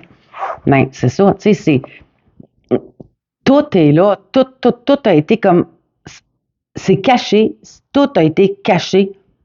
Écoute, regarde, on a toutes les preuves, tout est là, on a tout déposé. On a tout déposé à la cause qu'on avait. Fait que là, ici, c'est ça. Fait que là, tu sais, en plus, c'est ça, ah oui, c'est ça parce que je parlais, excusez, hein, ça arrive à des fois, là, ça fait beaucoup à retenir puis à discuter. Par rapport au livre, le registre des naissances, là, cette infirmière-là, elle me l'a confirmé. Elle dit, ben oui, puis elle m'a tout expliqué. Elle dit, c'est comme un livre, comme je vous disais, de comptabilité. Ils vont marquer la date, l'heure, le médecin qui a accouché la maman, c'est-tu des jumeaux, pas de jumeaux, bébé 1, bébé 2, les heures, signes vitaux, tout, pédiatre qui a accueilli le bébé, tout est inscrit là-dedans. On y a le droit. Pourquoi qu'on n'y a pas le droit, nous autres? Vous dites que tout est clean, pourquoi vous ne le sortez pas? On a besoin, on le veut, ce registre des naissances-là. Il existe. D'ailleurs, l'enquêteur l'avait déjà demandé à l'archiviste, à Mme Bilodeau, tout ça, d'avoir le registre des naissances. On n'a pas ça. Ben là, il est allé demander à l'État civil. L'État civil dit, ben non, c'est l'hôpital qui a ça. Ah, voyez-vous comment est-ce que c'est? Ils veulent tellement pas donner ça. Fait que finalement, je sais pas trop ce qui est arrivé. On n'a jamais eu de feedback là-dessus ou en tout cas, on n'a jamais eu une copie du registre des naissances. Ça, c'est clair. Puis pourtant, tous les hôpitaux ont ça. Toutes. J'ai même une voisine qui l'a commandé. Puis elle l'a eu. Elle dit, ah oui, c'est une grande feuille. Puis elle dit, c'est un grand livre. J'ai dit, exactement. Ouais, l'hôpital général de Montréal, ils font pas l'empreinte de pied. Ils sortent pas le registre de naissance. Ils n'ont plus ça. Ils n'ont plus rien. Ils n'ont plus rien. Quand ça touche la famille C, ils n'ont plus rien. C'est-tu drôle, hein? C'est choquant. C'est vraiment.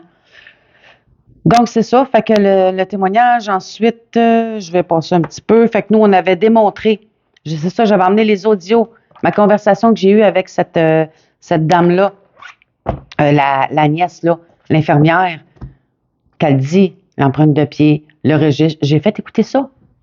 Quand elle dit, ils l'ont, elle le faisait, il l'a, le livre. L'hôpital dit non, non, non, on n'a pas ça, non, non, non. Mais tabarouette, qui croit? À un moment donné, tu sais, faut que ça sorte à quelque part. Puis là, je vais aller rapidement, vite, vite, avec l'hôpital de Montréal pour enfants. J'ai fourni des audios à la cour. Puis j'ai les documents, les audios, j'ai tout apporté comme de quoi que il y a réellement eu une admission le 29 août 74. Lucille Chénier. C'est un petit bébé-fille cire, né le 29 août, qui a été transféré là, à l'urgence. Puis la madame, on l'entend très bien. Elle dit, j'ai dit, je pense que j'étais allée quand j'étais petite, puis tout ça, parce que je voulais voir qu'est-ce qu'elle a dit sur mon dossier, le dossier qui était déjà ouvert en 74. Fait que, elle dit, c'est ça, elle dit, oui, elle dit, vous seriez venu à l'urgence le jour de votre naissance. Ben, je suis jamais allée là. Fait que ça me confirme, c'est la petite. C'est Debbie. Debbie est allée quand elle était petite plutôt. Fait qu'à la naissance, on t'envoie là-bas. Après ça, elle s'est ramassée dans les bras de la famille. Deuil. Donc, c'est ça. Puis là, là-dedans, plus tard, il y a tellement de choses, mais c'est ça, là, il y a 1 heure et demie, 1 heure et quart. Fait que je fais bien mon possible pour faire ça vite, mais c'est pas évident, c'est pas quelque chose qui s'explique en 30 secondes. La loi, tu sais, on a nommé la loi, tout ça, tout ce qu'on voulait. Je vous dis, en tout cas, c'est très bien fait, très bien écrit, très bien expliqué. Tu peux pas être plus clair que ça. Fait qu'en bout de ligne, ce qui est arrivé, moi, j'ai envoyé ça à Madame la juge et l'hôpital, l'organisme a le droit de faire une réplique. Donc, ils ont répliqué, une petite réplique. Dans sa réplique, je vais vous la lire parce que c'est important. On parle ici, puis, puis pendant la cour en février, tout d'un coup, l'avocat de l'hôpital, tout content de dire, on va vous le fournir, ce dossier-là, la partie de dossier, sans problème. Je dis, mon Dieu, que c'est ça? Fait qu'une de mes amies a dit, hey, elle dit des bonnes nouvelles, ça. Non, c'est pas des bonnes nouvelles. Moi, c'est pas parce qu'il dit qu'on va l'envoyer que c'est bon signe. Au contraire, c'est quoi qu'il y a en dessous de ça? Ils vont-tu tout remettre? Ils vont masquer des choses qu'ils ont déjà faites dans le passé? C'est quoi? Pour moi, quand il a dit ça, j'ai dit, ça sent pas bon. Pas en tout. Pas en tout, pas en tout. Puis, tu sais, avec tout ce qu'on a vécu, c'est bien assez qu'on a de la misère à croire ça. Non, moi, j'ai dit, ça sent pas bon. Dans sa réplique, parce que c'est ça, quand on a délibéré, il a envoyé, je pense, avant, oui, c'est ça, il a envoyé avant qu'elle délibère, dans le fond, la juge. Fait qu'une semaine, peut-être, une semaine après, ou une semaine avant. En tout cas, il a envoyé sur la fin évidemment, avant qu'elle délibère. Excusez, je suis nerveuse, je suis fatiguée. C'est très, très éprouvant, très, très épuisant, tout ça. OK. Ce qu'il a dit, lui, il dit, notre organisme détient effectivement un dossier portant le numéro 485928. Toutefois, celui-ci concerne une usager provient de l'installation distincte de l'Hôpital général de Montréal. Donc, il existe un 485928, mais pas à l'Hôpital général, dans un autre, dans le CUSUM ailleurs, OK? Donc, n'a pas de lien avec le dossier de Mme Cyr. Afin de préserver le droit de la vie privée de cette autre usagère, il nous est impossible de communiquer ce dossier à Mme Cyr en l'absence du consentement de la personne concernée ou d'une ordonnance de la Cour l'autorisant. À cet égard, le dossier dont l'accès est en litige a été déposé sous pli confidentiel dans le système de dépôt. OK. Fait que quand il faisait ici, là, son chose, ben, dans le fond, il avait déjà été déposé. Ensuite, afin de permettre à la commission d'en prendre connaissance et d'en apprécier la portée en toute neutralité. L'affaire, c'est que ce dossier-là, 485928, moi, j'ai enquêté sur tout, hein. J'avais déjà enquêté.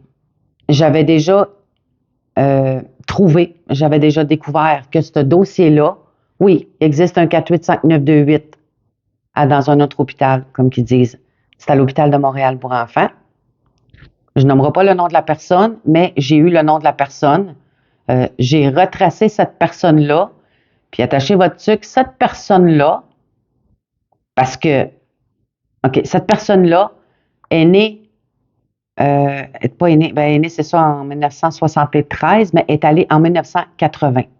Donc, cette personne-là, le dossier qui parle, qui est transmis à la juge, c'est bien clair que ça n'a pas de lien avec nous autres. C'est même pas la bonne partie de dossier qu'ils ont remis à la juge. Ce dossier-là, ça n'a même pas rapport avec nous autres. On ne parle pas de celui-là qu'on parlait à la cour. Là, eux autres, il a fallu qu'ils trouvent un dossier à quelque part qui porte le même numéro, mais cette personne-là est allée pour la première fois à l'hôpital de Montréal pour enfants en 1980. Allô, allô? C'est parce que nous autres, on parle du dossier de naissance du 29 août 74. Tu sais, quand il dit que le dossier 485928 comporte 2 personnes, puis qui a été scindé en 2009, OK? Moi, c'est plus tard là, que j'ai contacté cette personne-là de l'hôpital Children, puis qui a ce numéro de dossier-là. Elle me l'a envoyé. Elle a fait une demande. Elle me l'a envoyé. Puis c'est ça. C'est sûr qu'il n'y a aucun lien avec nous. Mais tu sais, je peux aussi bien arriver, mettons, en Beauce ou à Chibougamau, puis il va y avoir un 485928 qui n'a aucun rapport avec moi, avec nous, parce que tous les numéros se suivent un après l'autre. Fait que cette dame-là est allée en 1980.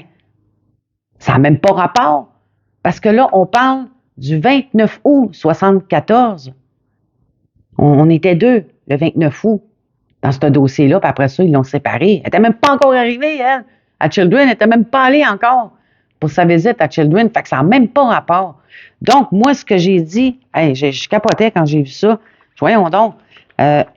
Comme j'ai marqué, en tout cas, un petit peu plus loin dans ma petite réplique que j'ai faite à son affaire, à sa réplique à lui, à l'hôpital, j'ai mentionné, j'ai dit, encore une fois, l'organisme tente de vous induire en erreur.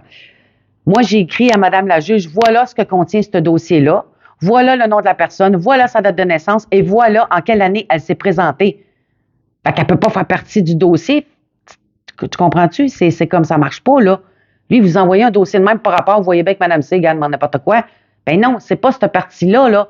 Donc, la partie de mon dossier de naissance du 29 août 74, l'autre partie qui est la jumelle, au moment où on se parle, tu sais, il est toujours sous clé, là. Il est toujours sous clé. C'est pas la bonne partie qu'ils ont envoyée à la juge. J'ai expliqué à Mme la juge. Je lui ai dit. Elle doit dire, boy, ben oui, c'est bien trop vrai. Aïe, aïe. Ben oui, j'ai déjà parlé avec cette madame-là. Fait que ça n'a même pas rapport. On ne pourrait même pas parler de ce dossier-là, qui n'a aucun rapport. C'est la jumelle. C'est le dossier de Debbie. C'est ça, l'autre partie du dossier qu'il faut.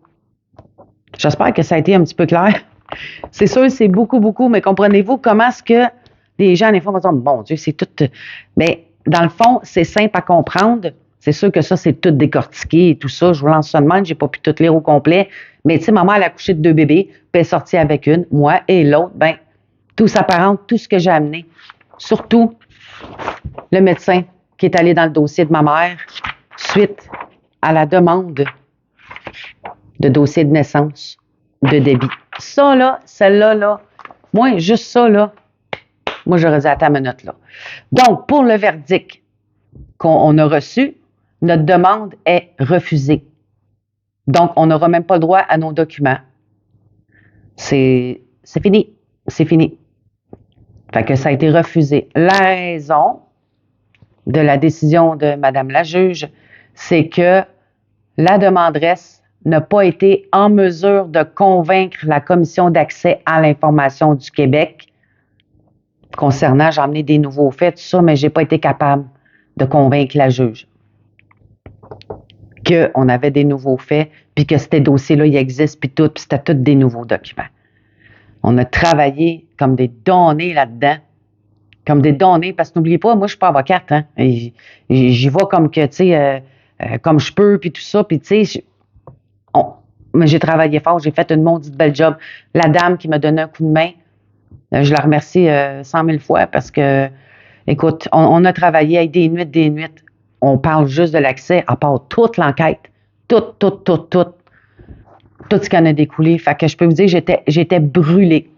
Brûlée. Quand on a envoyé ça, là, on a terminé, puis on a fait la dernière petite réplique, là, qu'on a passé la nuit de bout. Hey, écoute, j'avais la tête, là, c'était écœurant. Ça a l'air de rien, là, mais c'est tout de classer les recherches, OK, les audios. Et les audios, ça a été tout retranscrit. J'ai fait ça pour aider Madame la juge. Tout retranscrit mot à mot.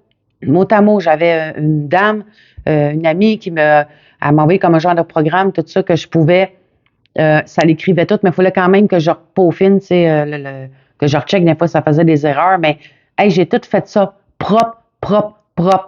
Bien sûr, l'hôpital, ils ont refusé, hein, ils voulaient pas... ils voulaient pas, premièrement, qu'on les fasse entendre. Puis, deuxièmement, ils disaient que c'est madame qui a fait ça. Ouais, mais madame, chez eux, a travaillé fort, sais-tu? Puis, j'ai pas bullshité rien. J'ai tout marqué, mot pour mot, virgule, point, tout.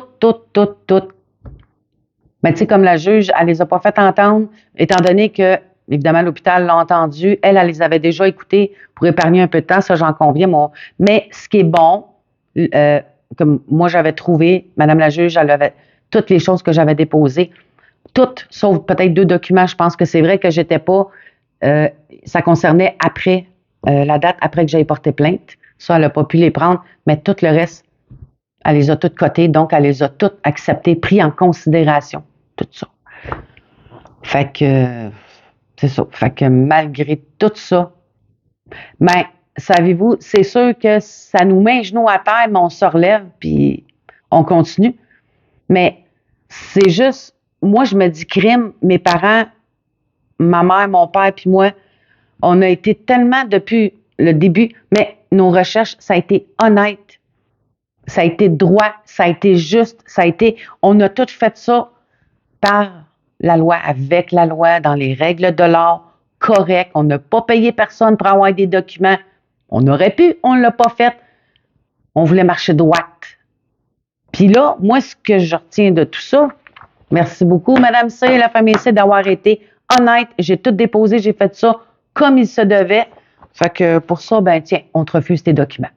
Arrange-toi ça. Fini. Pas encore. On n'a plus rien.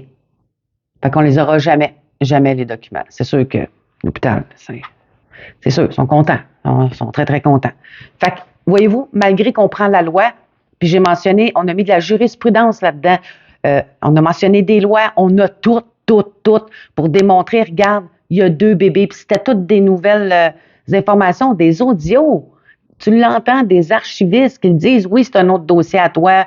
Même, à un moment donné, l'archiviste, la dernière archiviste, quand j'ai parlé avec elle, qui est au courant de ce qui se passait dans le dossier, puis ça, je n'ai pas parlé à la cour, il y avait tellement de stock, à un moment donné, il faut que j'arrête, Christy, elle va prendre 2 semaines de cours.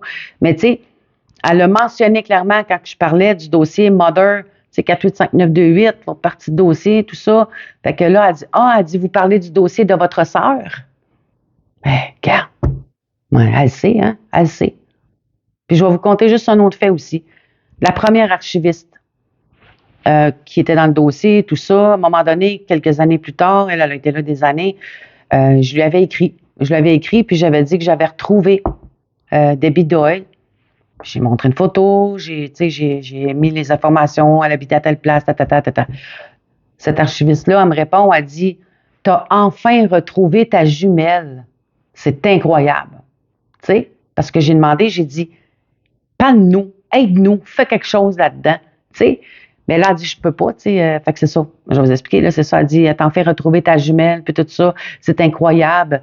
Pour une rencontre, parce que je voulais la rencontrer, que ce soit sur Zoom, que ce soit en personne, jaser, puis tout, parle-moi, c'est grave ce qui s'est passé. Ça fait des années, elle sait qu'on cherche, puis tout ça. Elle dit, tu me laisses y penser. Elle dit pas que j'ai pas envie que tu me racontes toutes ces belles choses-là qui t'arrivent, là. Mais elle dit, je travaille encore pour le Centre universitaire de santé McGill, puis je veux pas avoir de problème. Fait que tu comprends-tu? Comprenez-vous, excusez, je sais pas comment, comprenez-vous? C'est l'omerta partout. Fait qu'ils savent, ils voient. Mais ils parlent pas. Ils parlent pas. Fait que le fait que mes parents, tout ce qu'on a vécu, tout ce qu'on continue de subir, parce que par chez nous, moi j'appelle ça de la violence systémique. OK? Tout, c'est une histoire, là, tout ce qu'on a fait comme démarche, l'attente, toute l'attente de l'accès, l'attente des demandes, on voit que tes documents, hey, c'est capoté. C'est pas croyable, on a été ultra patient. Puis comme je vous dis, on a toutes fait nos démarches comme il se doit. Puis finalement, on n'a rien en bout de ligne. Fait que moi, ce que je trouve, je vais le dire, je trouve ça décevant pareil. Je me dis, quel message que ça l'envoie à la société, hein? Tu sais, tu marches direct dans la vie, t'as rien. T'es croche, tu vas par la porte d'en arrière, mon Dieu, tu t'en sors pas pire. Tu sais, la seule chose, façon de parler, quand t'es droite, tu te couches le soir, t'as la conscience tranquille. Moi, je suis allée legit, j'ai fait ce que j'avais à faire dans les règles de l'art. Ouais, mais en bout de ligne, on a quoi? On n'a rien. Mais ceux qui ont fait des choses malhonnêtes, pas correctes, qui suivent pas la loi puis qui passent comme ça, eux autres, ils ont l'air à bien dormir. Tu sais. Mais malgré tout, je serais pas capable de faire tout ça tout croche, toujours marcher droit. Fait que c'est pour ça que là, on est rendu j'ai passé, comme je vous disais au début, la dernière entrevue, c'est un podcast avec Cédric Bergeron. Je vous invite à aller le voir, c'est très, très bon. Vraiment, puis je suis allée comme j'ai parlé, j'ai nommé le nom de Debbie qui est dans le dossier, tout ça, chose que je pouvais pas ou que je voulais pas faire. Mais là, j'ai dit, on est rendu là. Là, il va falloir que je lui ai demandé l'ADN et tout ça. Puis, tu sais, je sais qu'il y a beaucoup de choses qui bloquent, puis elle est pris comme, mais garde, apporte-nous des réponses. Il va falloir à un moment donné, quelqu'un nous apporte des réponses, ça n'a pas de sens. Mais allez la voir, c'est sur YouTube. Ça s'appelle Au parloir, l'épisode 147. En tout cas, allez voir ça, tout ça. Fait que, en tout cas. Mais malgré tout, malgré la déception, c'est sûr, on est déçus. Puis même ma mère a fait « Hein? » quand on a eu ça. Puis je vais vous dire sincèrement, 1h31. Désolée, c'est un petit peu plus long, mais c'est quand même, c'est gros tout ça.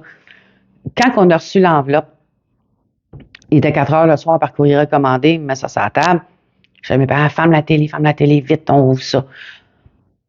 Pendant les 3 mois, on en parlait un peu, mais pas tant, parce qu'on voulait pas se faire de déception, dire on va l'avoir, ou des coups qu'on l'a pas, puis tu sais, fait qu'on essaie de rester neutre, mais de temps en temps, on disait on doit être veillant de l'avoir, puis tout, le verdict.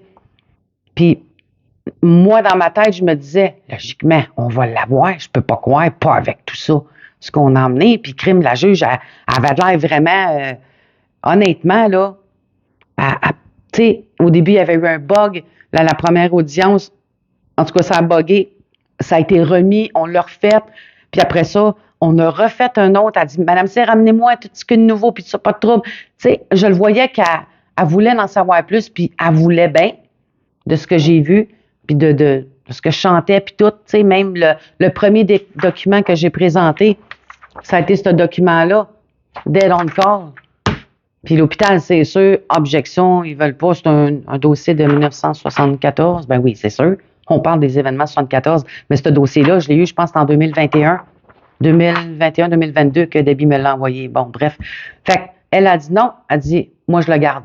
Là, j'étais là, mon Dieu, c'est que ça l'a piqué sa curiosité, puis elle le voit bien, elle est mort, le petit, là, par son qu'un bébé vivant. C'était juste pour montrer, gars, il y a vraiment 2 bébés, puis elle, c'est la jumelle. Fait qu'on veut le dossier, tout ça. Fait que, tu sais, en tout cas, je le voyais qu'elle comprenait, elle voyait ce que j'y montrais, tout ça. Fait que, en tout cas, tout s'enlignait comme pour être bon, malgré qu'on ne peut jamais savoir tant qu'on n'a pas le verdict, hein. On a la preuve. Fait que c'est ça. Je suis vraiment... C'est pas ce qui s'est passé là, mais en tout cas, pour nous, c'est une victoire, pareil, dans un sens, parce qu'on a tout donné, on a tout déposé à la cour. Fait que c'est ça. Quand on a ouvert l'enveloppe, on a reçu le verdict, je m'en vais tout de suite à la page à la fin, là, je le lirai après, là, mais je m'en allais tout de suite pour voir la réponse. Puis ça marque que c'est ça, on ne pourra pas avoir les documents, c'est rejeté et tout ça. Fait que là, on dirait, j'étais comme figée. J'avais comme pas trop de réaction, mais en même temps, ma mère était assise dans la chaise berçante là. Mon père, il est là debout, je dis, ah, Seigneur. Puis moi, là, c'est ce qui me fait le plus, là, c'est de dire ça à mes parents. Moi aussi, en dedans, ça m'a fait. Mais je voulais pas comme dire tabarnak, tu sais, partir d'être choqué ou d'être. Puis c'est normal, là. Écoute, on a amplement raison, puis on a tous les droits de l'être avec tout ce qu'on vit. Mais moi, c'était pour épargner mes parents. Parce qu'ils en vivent beaucoup de choses, puis à l'âge qu'ils sont rendus, comme je dis souvent, puis tout ça, je trouve ça cruel, c'est cruel. Fait que ma mère, c'est ça, elle dit quoi? Elle dit, t'es pas sérieuse? Ben, elle dit, ça se peut pas. Ben, t'as tout démonté. J'ai dit, c'est pas grave. Pas grave, man. J'ai dit, ça va bien aller. On se relève debout. Puis j'ai dit, c'est pas grave, parce que je pense que c'était comme dans 2 semaines après, le podcast au parloir sortait sur Patreon, puis tout ça. Plus tard, ça sortait sur YouTube. Mais j'ai dit, c'est pas grave, ça, moment, là. Regarde, ça fait comme c'est bon l'entrevue, puis ça va sortir, puis tu sais, ça va. J'ai dit, c'était comme un baume un peu. Fait que j'ai dit, au moins, on a une mauvaise nouvelle là. Mais attends, il y en a une bonne qui s'en vient.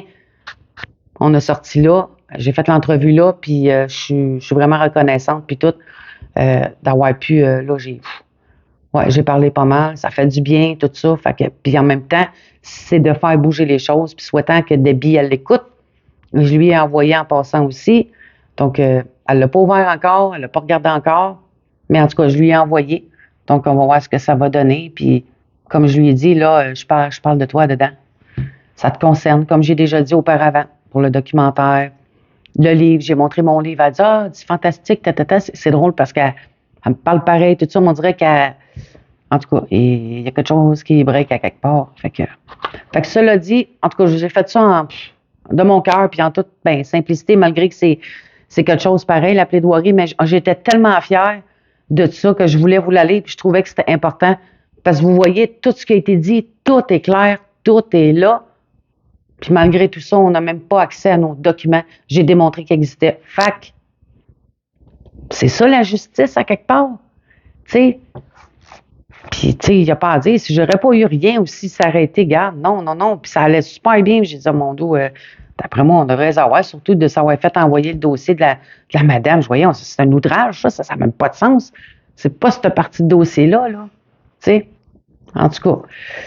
Fait que c'est pas mal ça. Fait que je vous demanderais de partager la vidéo en grand nombre. J'espère que ça vous a plu quand même. J'aurais pu tout de suite garrocher ça de même, le verdict, ou mettre un message. Non, c'était trop important de vous l'expliquer. C'est pour ça que ça a pris peut-être un petit 2 semaines. Je voulais vraiment décanter de tout ça. Puis, en tout cas, on avait besoin de prendre un petit peu de recul. Mais n'empêche que tout est là. On a toutes les preuves. Ça, il n'y a pas à sortir de là. C'est juste plate que on n'ait pas accès à nos documents, puis que malgré tout. Mais ainsi va la vie. On se relève, puis on continue. L'important, c'est de partager tout ça. Puis je reviens encore à dire, allez voir Cédric Bergeron, sa chaîne YouTube Au Parloir, entrevue 147. Partagez ça en grand nombre. Pour mes parents, tout ça, il faut que ça débloque. Puis là, je mentionne le nom de Debbie. Je mentionne qu'elle reste à Calgary, mais même dans une ville proche de Calgary. J'ai pas, c'est ça, elle demeure dans ce coin-là. Si vous connaissez Debbie, si vous êtes proche d'elle, Debbie Doyle, née le 28 août, en fait, sa date de naissance, c'est le 28 août 74.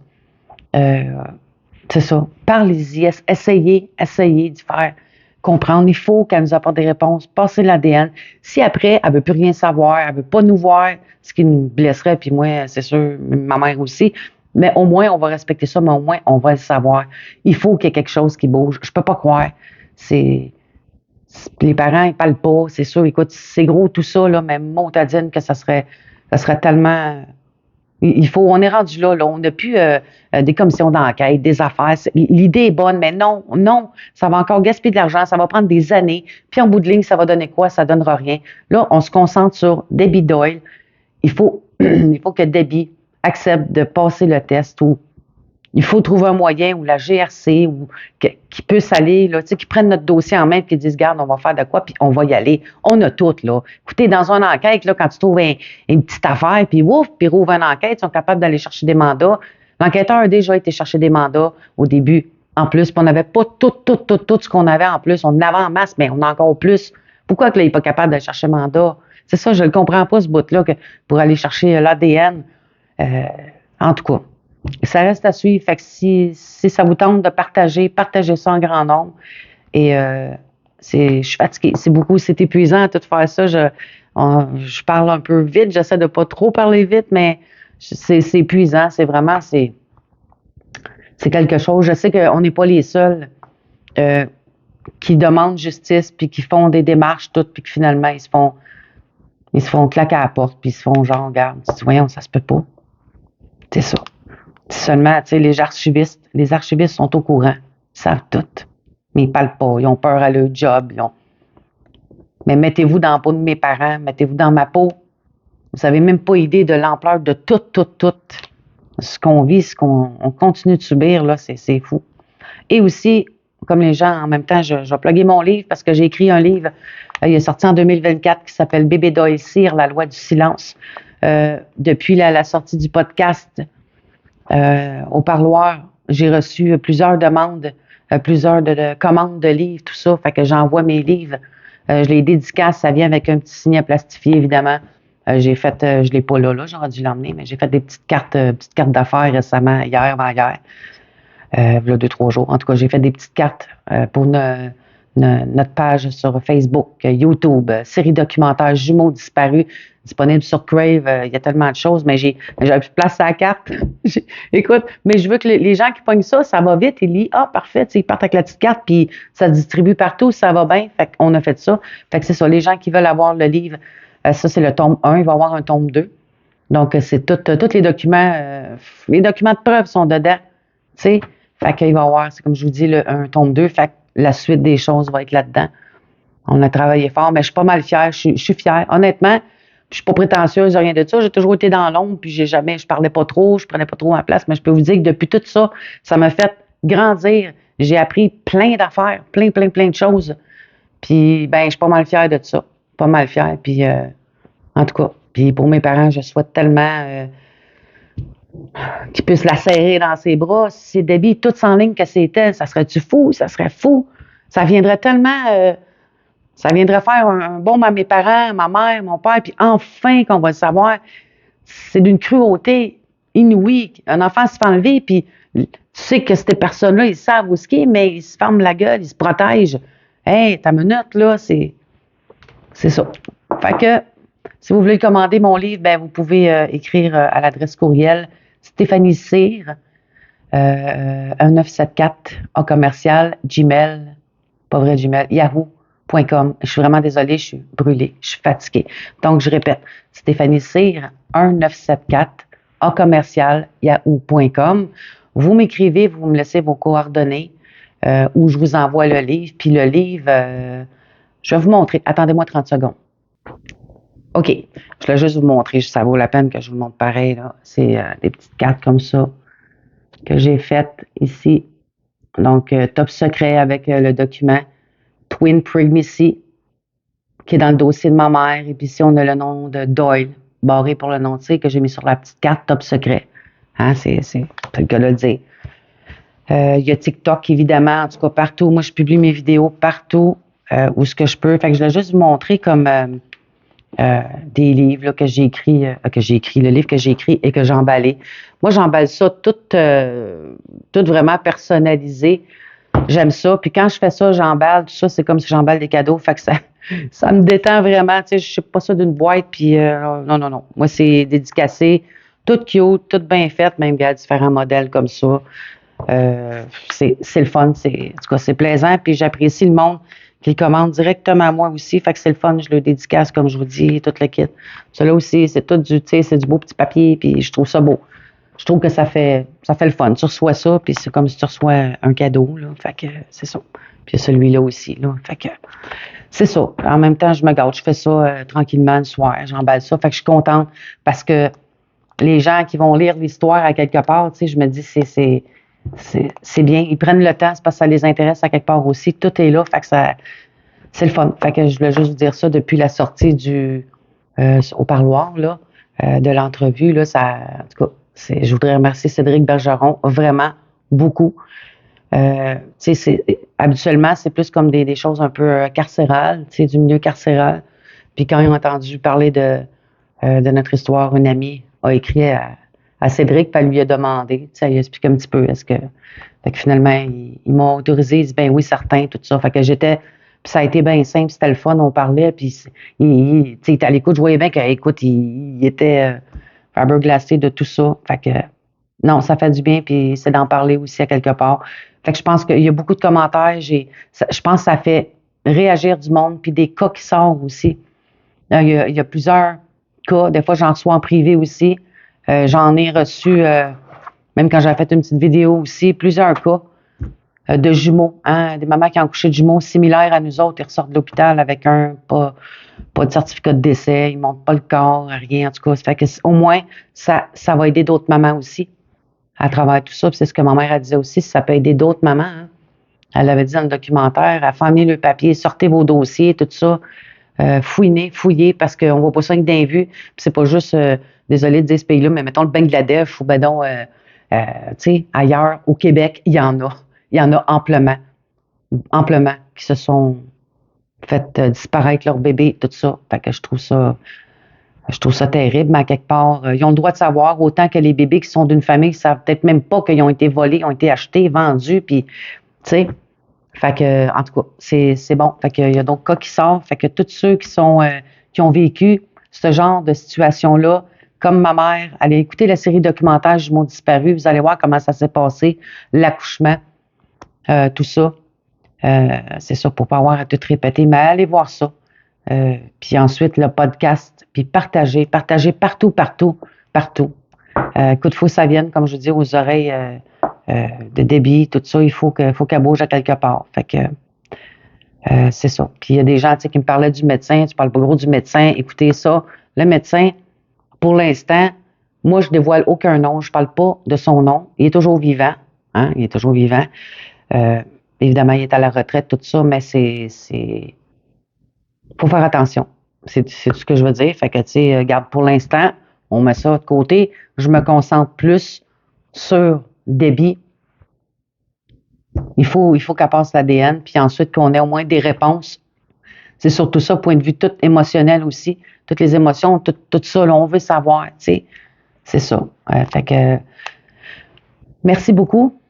Fait que j'envoie ça comme ça, il n'y aura pas de montage, pas de coupage. Je vous envoie ça comme ça. Ça a été à la bonne franquette, bien simple, même si par bout, des fois, je bafouille un peu, puis tout, mais c'est le naturel, c'est ça. Puis on essaie de se reposer un peu entre ça. Donc, Debbie, encore un petit mot à Debbie, s'il te plaît. S'il te plaît, fais quelque chose pour nous. Essaie de faire quelque chose pour nous. Écoute, des jumeaux, hein, c'est ça, c'est fusionnel, tout ça. Fait que toi, sûrement que t'as eu des choses quand tu étais petite. Toi aussi, tu avais peut-être un manque, un vide, quelque chose, puis très insécure. Comme moi, toujours attaché à ma mère, puis tu sais, tu as de l'air proche de tes parents, même physiquement. Tes parents habitent proche de chez vous. Moi, j'étais encore avec mes parents. Ben, j'étais arrivée chez nous, j'étais partie, j'avais quitté la maison, j'ai fait ma vie. Mais je suis revenue, c'est depuis 2007 chez mes parents. Je me suis plongée dans cette enquête-là. Fait que je suis encore avec mes parents. Puis, gars, comment je parle toujours de mes parents, je les aime au bout. Tu sais, puis ils ne méritent pas ça. Autant que toi aussi, tu dois dire, tes parents ne méritent pas ça. Mais à quelque part, tu sais, tu comprends le contexte que c'est touché d'un bord puis de l'autre. Mais à quelque part, quand tu fais des choses d'envie qui n'est pas droite, attends-toi à ce que ça te rebondisse à un moment donné en pleine figure. Je sais que c'est tout délicat, très, très, très difficile. Mais je te demande, Debbie, de coopérer avec nous autres, de coopérer. Je te l'ai demandé à plusieurs reprises. Puis c'est mieux que tu coopères de toi-même qu'à un moment donné, si la GRC ou quoi que ce soit, qui vont chez vous, puis qui n'auront pas le choix de la donner, ton ADN, là, si ont un mandat, puis ils vont, tu sais, faire les choses, tu sais, comme ça. Mais là, on n'a pas le choix. Là, je garoche tout ça parce qu'à un moment donné, il faut que ça bouge. Là. Mes parents vieillissent d'habits. Les tiens aussi, mais les miens avec. Fait que, tu sais, je sais que c'est touché, mais en tout cas, c'est ça. Fait que, tu vois, c'est bien, bien simple, presque 2 heures. Bon, ben, hein, on envoie ça comme ça. Puis, je remercie tout le monde pour les commentaires, tout ça. Fait que, partagez-moi ça en grand nombre, puis on espère que ça va porter fruit à quelque part. Fait que je vous remercie beaucoup. Bye bye.